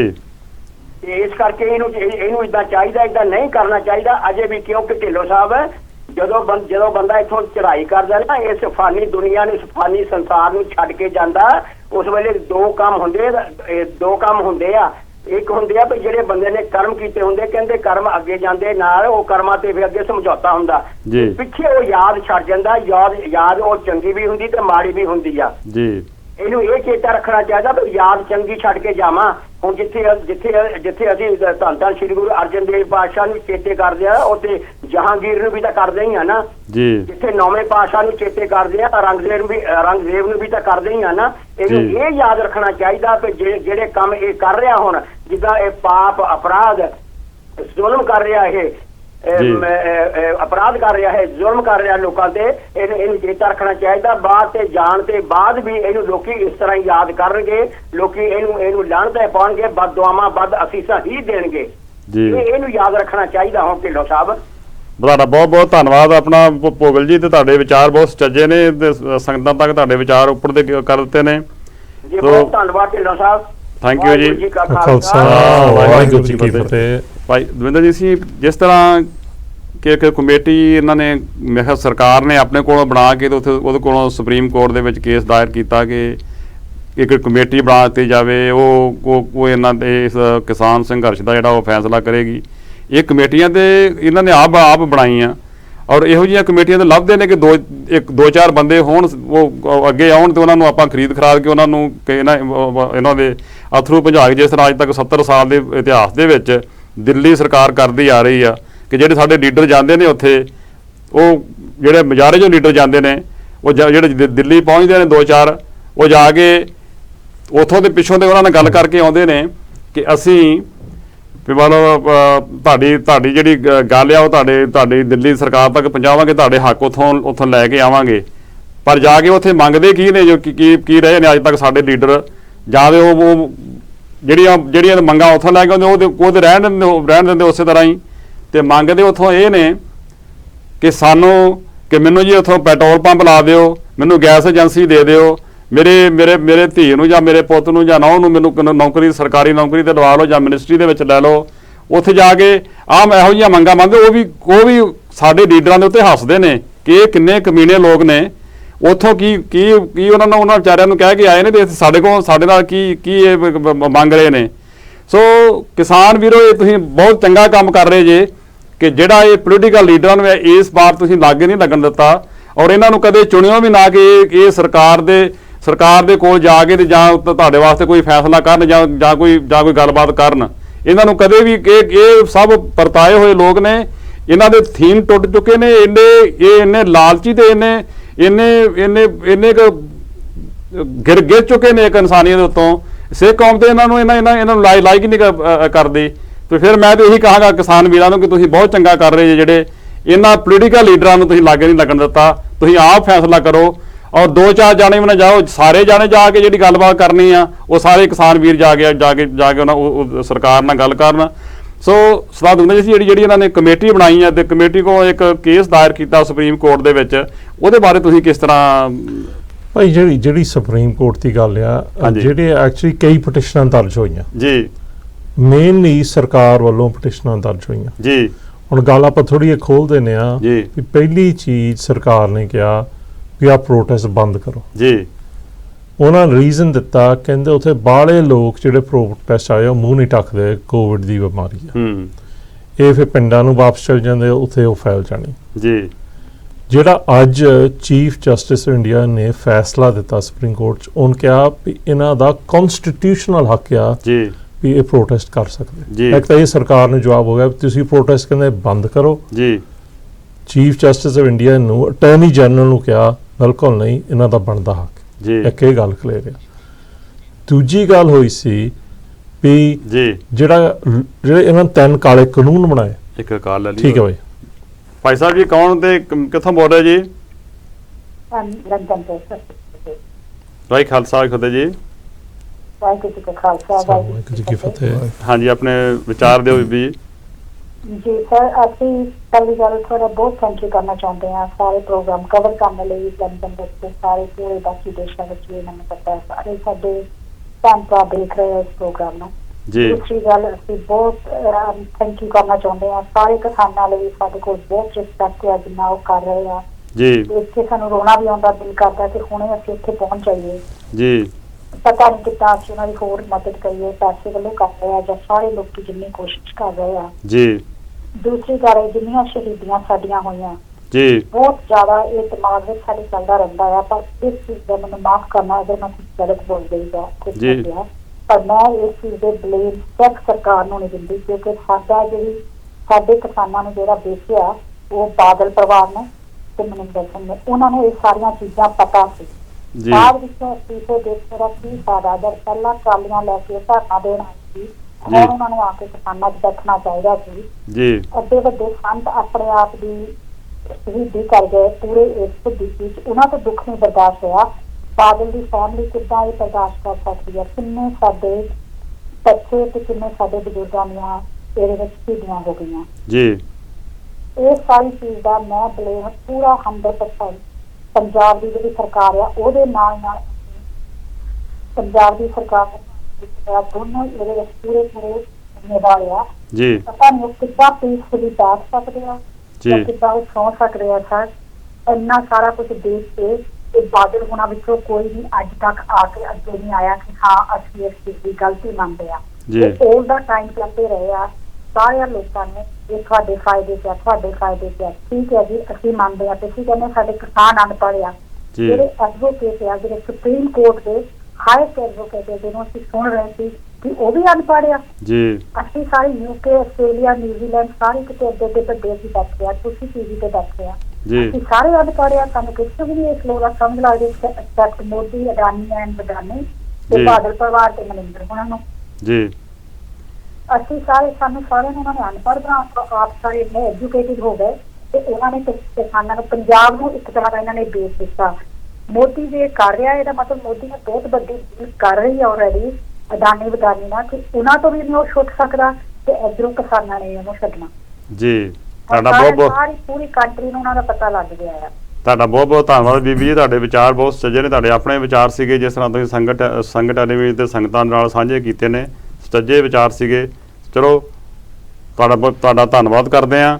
ਹਾਂਜੀ ਦਵਿੰਦਰ ਸਿੰਘ, ਤੁਸੀਂ ਦੱਸ ਰਹੇ ਸੀਗੇ ਆਪਣਾ ਸੁਪਰੀਮ ਕੋਰਟ ਬਾਰੇ ਵਿੱਚ। ਭਾਈ ਦੇਖੋ, ਇੱਕ ਤਾਂ ਗੱਲ ਕੀਤੀ ਸੀ ਵੀ ਪ੍ਰੋਟੈਸਟ ਕਰਨਾ ਤੁਹਾਡਾ ਪੂਰਾ ਹੱਕ ਹੈ, ਇਹ ਸੁਪਰੀਮ ਕੋਰਟ ਨੇ ਗੱਲ ਕੀਤੀ। ਜਿਹੜੀ ਦੂਜੀ ਗੱਲ ਵੱਡੀ ਉੱਥੇ ਰੱਖੀ ਸੀ ਵੀ ਜਿਹੜੇ 3 ਕਾਲੇ ਕਾਨੂੰਨ ਬਣੇ ਆ ਜੀ, ਉਹ ਕਹਿੰਦੇ ਉਹ ਵੈਲਿਡ ਆ ਕਿ ਨਹੀਂ ਵੈਲਿਡ, ਜਿਹਦੇ ਵਿੱਚ ਆਰਗੂਮੈਂਟ ਆ ਵੀ ਜੇ ਹਿਸਾਬ ਨਾਲ ਕਾਨੂੰਨ ਬਣਾਇਆ ਸੀ ਬਣਾ ਨਹੀਂ ਸਕਦੇ ਸੀ ਕਨਸਟੀਟਿਊਸ਼ਨ ਦੇ ਅਧੀਨ ਜੀ। ਉੱਥੇ ਸੁਪਰੀਮ ਕੋਰਟ ਨੇ ਕਿਹਾ ਵੀ ਹਜੇ ਅਸੀਂ ਫੈਸਲਾ ਨਹੀਂ ਕਰਨਾ ਜੀ। ਉੱਥੇ ਉਹ ਪੈਨਲ ਦੀ ਗੱਲ ਚੱਲਦੀ, ਜੀ ਤੁਸੀਂ ਕਹਿੰਦੇ ਆ ਜੀ। ਇਹ ਹੁਣ ਕੱਲ ਚਲਾਈ ਸੀ ਪੈਨਲ, ਮੈਨੂੰ ਪੈਨਲ ਦੀ ਵੀ ਗੱਲ ਗਾਂਹ ਹੋ ਗਈ ਹੁਣ, ਹਾਂਜੀ। ਕਿਉਂਕਿ ਉਹ ਕਹਿੰਦੇ ਵੀ ਫੇਰ ਉਹਨਾਂ ਨੇ ਡੇਟ ਸੈੱਟ ਕਰਨੀ ਪੈਣੀ ਉਸ ਚੀਜ਼ ਬਾਰੇ ਫੈਸਲਾ ਜੀ। ਪਰ ਫੇਰ ਉੱਥੇ ਮੰਗ ਹੋਈ ਵੀ ਜਿਹੜਾ ਇਹ ਕਾਨੂੰਨ 3 ਬਣੇ, ਸੁਪਰੀਮ ਕੋਰਟ ਫੈਸਲਾ ਕਰਤਾ ਵੀ ਇਹ ਲਾਗੂ ਨਹੀਂ ਹੋਣਾ ਜੀ। ਉੱਥੇ ਅਟਾਰਨੀ ਜਨਰਲ ਨੇ ਇਤਰਾਜ਼ ਕੀਤਾ ਵੀ ਚੀਫ ਜਸਟਿਸ ਆਫ ਇੰਡੀਆ ਜੇ ਹੁਣ ਇਹ ਗੱਲ ਕਰਤੀ ਜੀ ਵੀ ਇਹ ਲਾਗੂ ਨਹੀਂ ਹੋ ਸਕਦੇ, ਕਿਸਾਨਾਂ ਨੇ ਸਾਡੇ ਨਾਲ ਬਹਿਣਾ ਹੀ ਨਹੀਂ ਜੀ। ਉਹਨਾਂ ਕਹਿਣਾ ਵੀ ਤੁਹਾਡਾ ਕਾਨੂੰਨ ਲਾਗੂ ਨਹੀਂ ਹੋ ਸਕਦਾ ਜੀ। ਤੇ ਚੀਫ ਜਸਟਿਸ ਆਫ ਇੰਡੀਆ ਨੂੰ ਪਤਾ ਵੀ ਉਹਨਾਂ ਨੂੰ ਕਾਨੂੰਨ ਦੇ ਵਿੱਚ ਰਹਿ ਕੇ ਉਹ ਫੈਸਲਾ ਕਰ ਸਕਦੇ, ਤਾਂ ਉਹ ਗੁੱਸੇ ਨਾਲ ਕਿਹਾ ਜੀ ਵੀ ਭਾਵੇਂ ਅਸੀਂ ਇਹ ਨਹੀਂ ਕਰ ਸਕਦੇ ਪਰ ਅਸੀਂ ਸਰਕਾਰ ਨੂੰ ਸੁਜੈਸਟ ਕਰ ਸਕਦੇ ਤੁਸੀਂ ਲਾਗੂ ਨਾ ਕਰੋ ਜੀ। ਇਹ ਵੀ ਹੋ ਗਿਆ ਸੁਪਰੀਮ ਕੋਰਟ ਚ ਅੱਜ। ਹੂੰ। ਹੁਣ ਦੇਖੋ ਜਿਹੜਾ ਇੰਡੀਆ ਦਾ ਲੀਗਲ ਸਿਸਟਮ ਆ ਜੀ। ਕੋਈ ਪੈਨਲ ਦੀ ਗੱਲ ਆ ਜੀ। ਆਪਾਂ ਨੂੰ ਪਤਾ ਜਾਂ ਆਪਣੀ ਹਿਸਟਰੀ ਦੱਸਦੀ ਆ ਜੀ। ਇਹਦੇ ਵਿੱਚ ਇਸ ਟਾਈਮ ਤੇ ਜੀ ਲੱਖਾਂ ਦੇ ਹਿਸਾਬ ਨਾਲ ਉੱਥੇ ਬੰਦੇ ਬੈਠੇ ਜੀ। ਤਾਂ ਮੋਦੀ ਨੂੰ ਪਤਾ ਵੀ ਭਾਵੇਂ ਹੁਣ ਚੀਫ ਮਿਨਿਸਟਰ ਦਿੱਲੀ ਦਾ ਹੋਵੇ ਉਹ ਵੀ ਕਾਨੂੰਨ ਪਾੜ ਰਿਹਾ, ਜੀ। ਇਹਨਾਂ ਨੂੰ ਦੱਸਦਾ ਵੀ ਆਪੋਜੀਸ਼ਨ ਹੁਣ ਬਹੁਤ ਆ, ਜੀ। ਹੁਣ ਉਹ ਨਿਕਲਣ ਨੂੰ ਰਾਹ ਫੜਦੇ। ਜੀ। ਉਹਨਾਂ ਨੇ ਸੁਪਰੀਮ ਕੋਰਟ ਦੀ ਕੋਸ਼ਿਸ਼ ਕੀਤੀ, ਉਹ ਨਹੀਂ ਸਿਰੇ ਚੜੀ। ਜੀ। ਹੁਣ ਭਾਈ ਜਿਹੜੀ ਮੈਂ ਥੋੜੀ ਬੀਬੀ ਦੀ ਗੱਲ ਥੋੜੀ ਕਲੀਅਰ ਕਰ ਦਵਾਂ, ਕਈ ਵਾਰੀ ਆਪਾਂ ਭੁਲਾਉਂਦੇ ਜਿਹੜੀ ਚੀਜ਼ ਆ ਜਦੋਂ ਆਪਾਂ ਪੰਜਾਬ ਸਰਕਾਰ ਦੀ ਗੱਲ ਕਰਦੇ ਜੀ ਉਹ ਐਕਚੁਅਲੀ ਬਾਦਲਾਂ ਦੀ ਨਹੀਂ ਸਰਕਾਰ ਜੀ, ਉਹ ਹੈਗੀ ਆ ਕਾਂਗਰਸ ਦੀ ਸਰਕਾਰ ਜੀ। ਪਰ ਜਿਹੜੀ ਗੱਲ ਦਿਨੋਂ ਦਿਨ ਕਲੀਅਰ ਹੋ ਰਹੀ ਜਿਹੜੀ ਬੀਬੀ ਕਰ ਰਿਹਾ ਜੀ ਉਹ ਇਹ ਆ ਵੀ ਅਕਾਲੀ ਇਸ ਬੀਜੇਪੀ ਮੋਦੀ ਸਰਕਾਰ ਨੂੰ ਸਪੋਰਟ ਕਰ ਰਿਹਾ ਸੀ ਜੀ। ਤਾਂ ਜੇ ਤੁਸੀਂ 4-5 ਮਹੀਨੇ ਪਿੱਛੇ ਚਲ ਜਾਓ ਜੋ ਇਹ ਕਾਨੂੰਨ ਦੀ ਗੱਲ ਚੱਲ ਰਹੀ ਸੀ ਜੀ ਉਹ ਇਹਦੀ ਸਪੋਰਟ ਕਰ ਰਹੇ ਸੀ ਜੀ। ਉਹ ਕਹਿੰਦੇ ਇਹਨਾਂ ਨੂੰ ਪਤਾ ਨਹੀਂ, ਕਿਸਾਨਾਂ ਨੂੰ ਪਤਾ ਨਹੀਂ। ਜੀ ਉਹ ਹੁਣ ਬਦਲ ਗਿਆ ਜੀ। ਉਹ ਬਦਲ ਗਿਆ। ਕੈਪਟਨ ਵੀ ਉੱਥੇ ਪਾਸ ਕਰਤਾ ਜੀ ਵੀ ਅਸੀਂ ਇਹ ਕਾਨੂੰਨ ਨੂੰ ਮੰਨਦੇ ਨਹੀਂ। ਜੀ ਤਾਂ ਆਪਾਂ ਨੂੰ ਗੱਲ ਹੁਣ ਆਪਣਾ ਜਿਹੜਾ ਟਾਰਗੇਟ ਹੈਗਾ ਉਹ ਹੈਗਾ ਸੈਂਟਰ ਸਰਕਾਰ। ਜੀ। ਮੈਂ ਕਹਿੰਦਾ ਉੱਥੇ ਭਾਵੇਂ ਅਕਾਲੀ ਹੋਣ, ਉੱਥੇ ਬੀਜੇਪੀ ਹੋਣ ਪੰਜਾਬ ਦੇ, ਭਾਵੇਂ ਕਾਂਗਰਸੀ ਹੋਣ, ਉਹ ਸਾਰੇ ਕਹਿੰਦੇ ਅਸੀਂ ਕਿਸਾਨਾਂ ਦੇ ਨਾਲ ਆ ਹੁਣ, ਜੀ ਕਿਉਂਕਿ ਉਹਨਾਂ ਨੂੰ ਦੱਸਦਾ ਵੀ ਜੋ ਕੁਝ ਹੋ ਰਿਹਾ ਸੈਂਟਰ ਸਰਕਾਰ ਕਿਸਾਨਾਂ ਦੇ ਵੱਖਰੇ ਵੱਖਰੇ ਸਟੇਟਾਂ ਨਾਲ ਉਹਨਾਂ ਨਾਲ ਗਲਤ ਹੋ ਰਿਹਾ। ਜੀ। ਤਾਂ ਨੈਚੁਰਲੀ ਇਹ ਬੰਦਿਆਂ ਨੇ ਵੋਟਾਂ ਲੈਣੀਆਂ, ਜੀ ਜੇ ਇਹਨਾਂ ਵੋਟਾਂ ਲੈਣੀਆਂ ਇਹਨਾਂ ਖੜਨਾ ਵੀ ਆ। ਤਾਂ ਮੈਨੂੰ ਲੱਗਦਾ ਆਪਾਂ ਜਿਹੜਾ ਆਪਣਾ ਟਾਰਗੇਟ ਹੈ ਨਿਸ਼ਾਨਾ ਜੀ ਉਹ ਹੈਗਾ ਸੈਂਟਰ ਸਰਕਾਰ ਜਿਹਨੇ ਇਹ ਕਾਨੂੰਨ ਬਣਾਏ ਆ। ਜੀ। ਤੇ ਜੇ ਆ ਸੁਪਰੀਮ ਕੋਰਟ ਦੀਆਂ ਗੱਲਾਂ ਚੱਲਦੀਆਂ ਇਹਦੇ ਵਿੱਚ ਮੈਨੂੰ ਲੱਗਦਾ ਜਦੋਂ ਤੁਸੀਂ ਕੋਰਟਾਂ ਵਿੱਚ ਚਲ ਜਾਂਦੇ ਆ ਜੀ ਉੱਥੇ ਤਾਂ ਪੜ੍ਹੇ ਲਿਖੇ ਬੰਦੇ ਆਉਂਦੇ ਆ ਜੀ। ਤਾਂ ਉੱਥੇ ਵੀ ਚੀਫ ਜਸਟਿਸ ਇੰਡੀਆ ਨੇ ਕਿਹਾ ਮੇਰੀ ਸਿੰਪਥੀ ਕਿਸਾਨਾਂ ਨਾਲ ਜੀ। ਇਹ ਉਹ ਕਹਿ ਟਿਆ। Very good. ਜਦੋਂ ਇਦਾਂ ਦੀ ਗੱਲ ਹੋ ਜਾਂਦੀ ਆ ਇੰਡੀਆ ਸਰਕਾਰ ਵੀ ਚੀਫ ਜਸਟਿਸ ਆਫ ਇੰਡੀਆ ਅਸੀਂ ਬਣਾਇਆ ਉਹਨੂੰ, ਉਹ ਵੀ ਕਹਿੰਦਾ ਮੈਂ ਕਿਸਾਨਾਂ ਨਾਲ ਖੜਾ। ਜੀ। ਇਹ ਜਿੱਦਾਂ ਜੇ ਜਿੱਥੇ ਆਪਾਂ ਅੱਜ ਖੜੇ ਆ ਜੀ ਮੋਦੀ ਸਰਕਾਰ ਮੈਨੂੰ ਲੱਗਦਾ ਉਹ ਸੋਚਦੇ ਹੋਣੇ ਇਹਨਾਂ ਨਾ ਕਦੀ ਇਹ ਆਪਾਂ ਆਹ ਗੱਲ ਸ਼ੁਰੂ ਹੀ ਨਹੀਂ ਕਰਨੀ ਸੀ, ਹੁਣ ਜਿੱਥੇ ਤੱਕ ਪਹੁੰਚ ਗਈ। ਜੀ।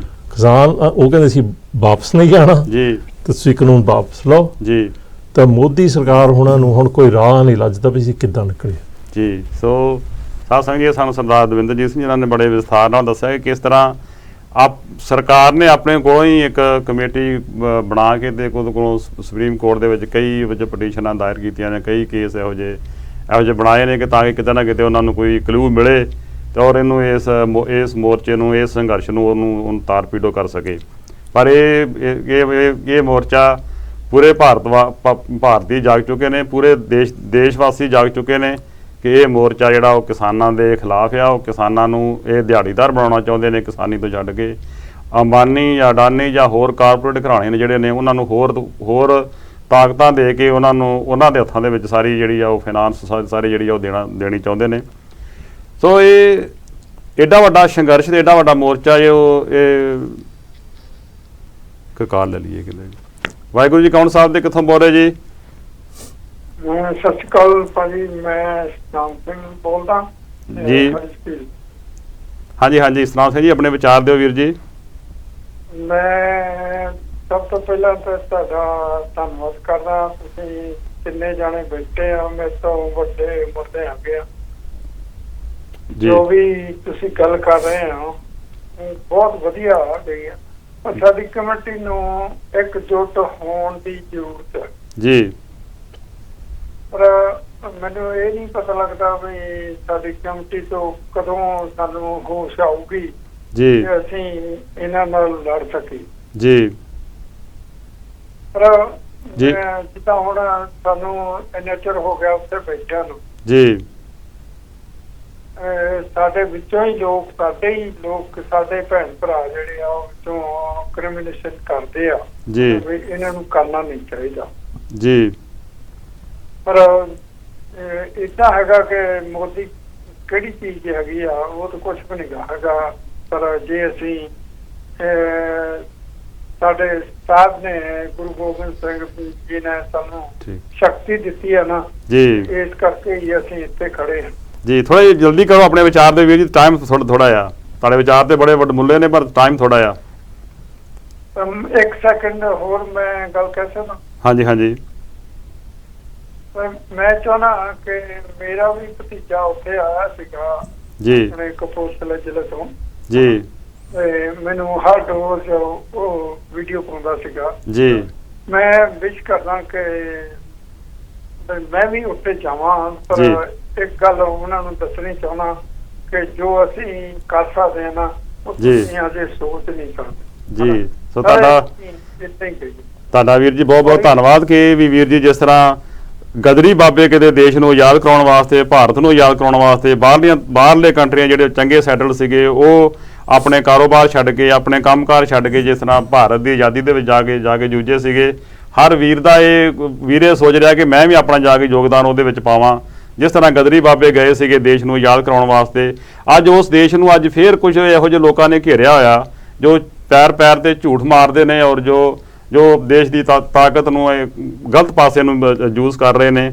ਔਰ ਉਹਨਾਂ ਗਦਰੀ ਬਾਬਿਆਂ ਦੀਆਂ ਜਿਹੜੀਆਂ ਇੰਨੀਆਂ ਵੱਡੀਆਂ ਕੁਰਬਾਨੀਆਂ ਨੇ ਉਹਨਾਂ ਕੁਰਬਾਨੀਆਂ ਨੂੰ ਉਹ ਤਾਰਪੀੜੋ ਕਰ ਰਹੇ ਨੇ। ਔਰ ਅੱਜ ਹਰ ਵੀਰ ਗਦਰੀ ਬਾਬਿਆਂ ਦੀ ਤਰ੍ਹਾਂ ਇੱਥੋਂ ਜਾਣ ਵਾਸਤੇ, ਉਹਨਾਂ ਦੀ ਮਦਦ ਕਰਨ ਵਾਸਤੇ ਤਿਆਰ ਆ। ਸੋ ਆਪਾਂ ਹਰਮਿੰਦਰ ਸਿੰਘ ਤੁਹਾਡੇ ਕੋਲ ਆਉਂਦੇ ਆ ਕਿ ਕਿਸ ਤਰ੍ਹਾਂ ਇੰਨੀਆਂ ਵੱਡੀਆਂ, ਪਹਿਲਾਂ ਦੇ 2 ਮਹੀਨੇ ਮੋਰਚਾ ਪੰਜਾਬ ਦੇ ਵਿੱਚ ਚੱਲਿਆ, ਹੁਣ 26 ਤਰੀਕ ਤੋਂ ਲੈ ਕੇ ਦਿੱਲੀ ਦੇ ਵਿੱਚ ਚੱਲ ਰਿਹਾ, 26 ਨਵੰਬਰ ਤੋਂ ਲੈ ਕੇ ਹੁਣ ਤੱਕ ਕਿੰਨੀਆਂ ਸ਼ਹੀਦੀਆਂ ਉੱਥੇ ਹੋ ਚੁੱਕੀਆਂ ਨੇ।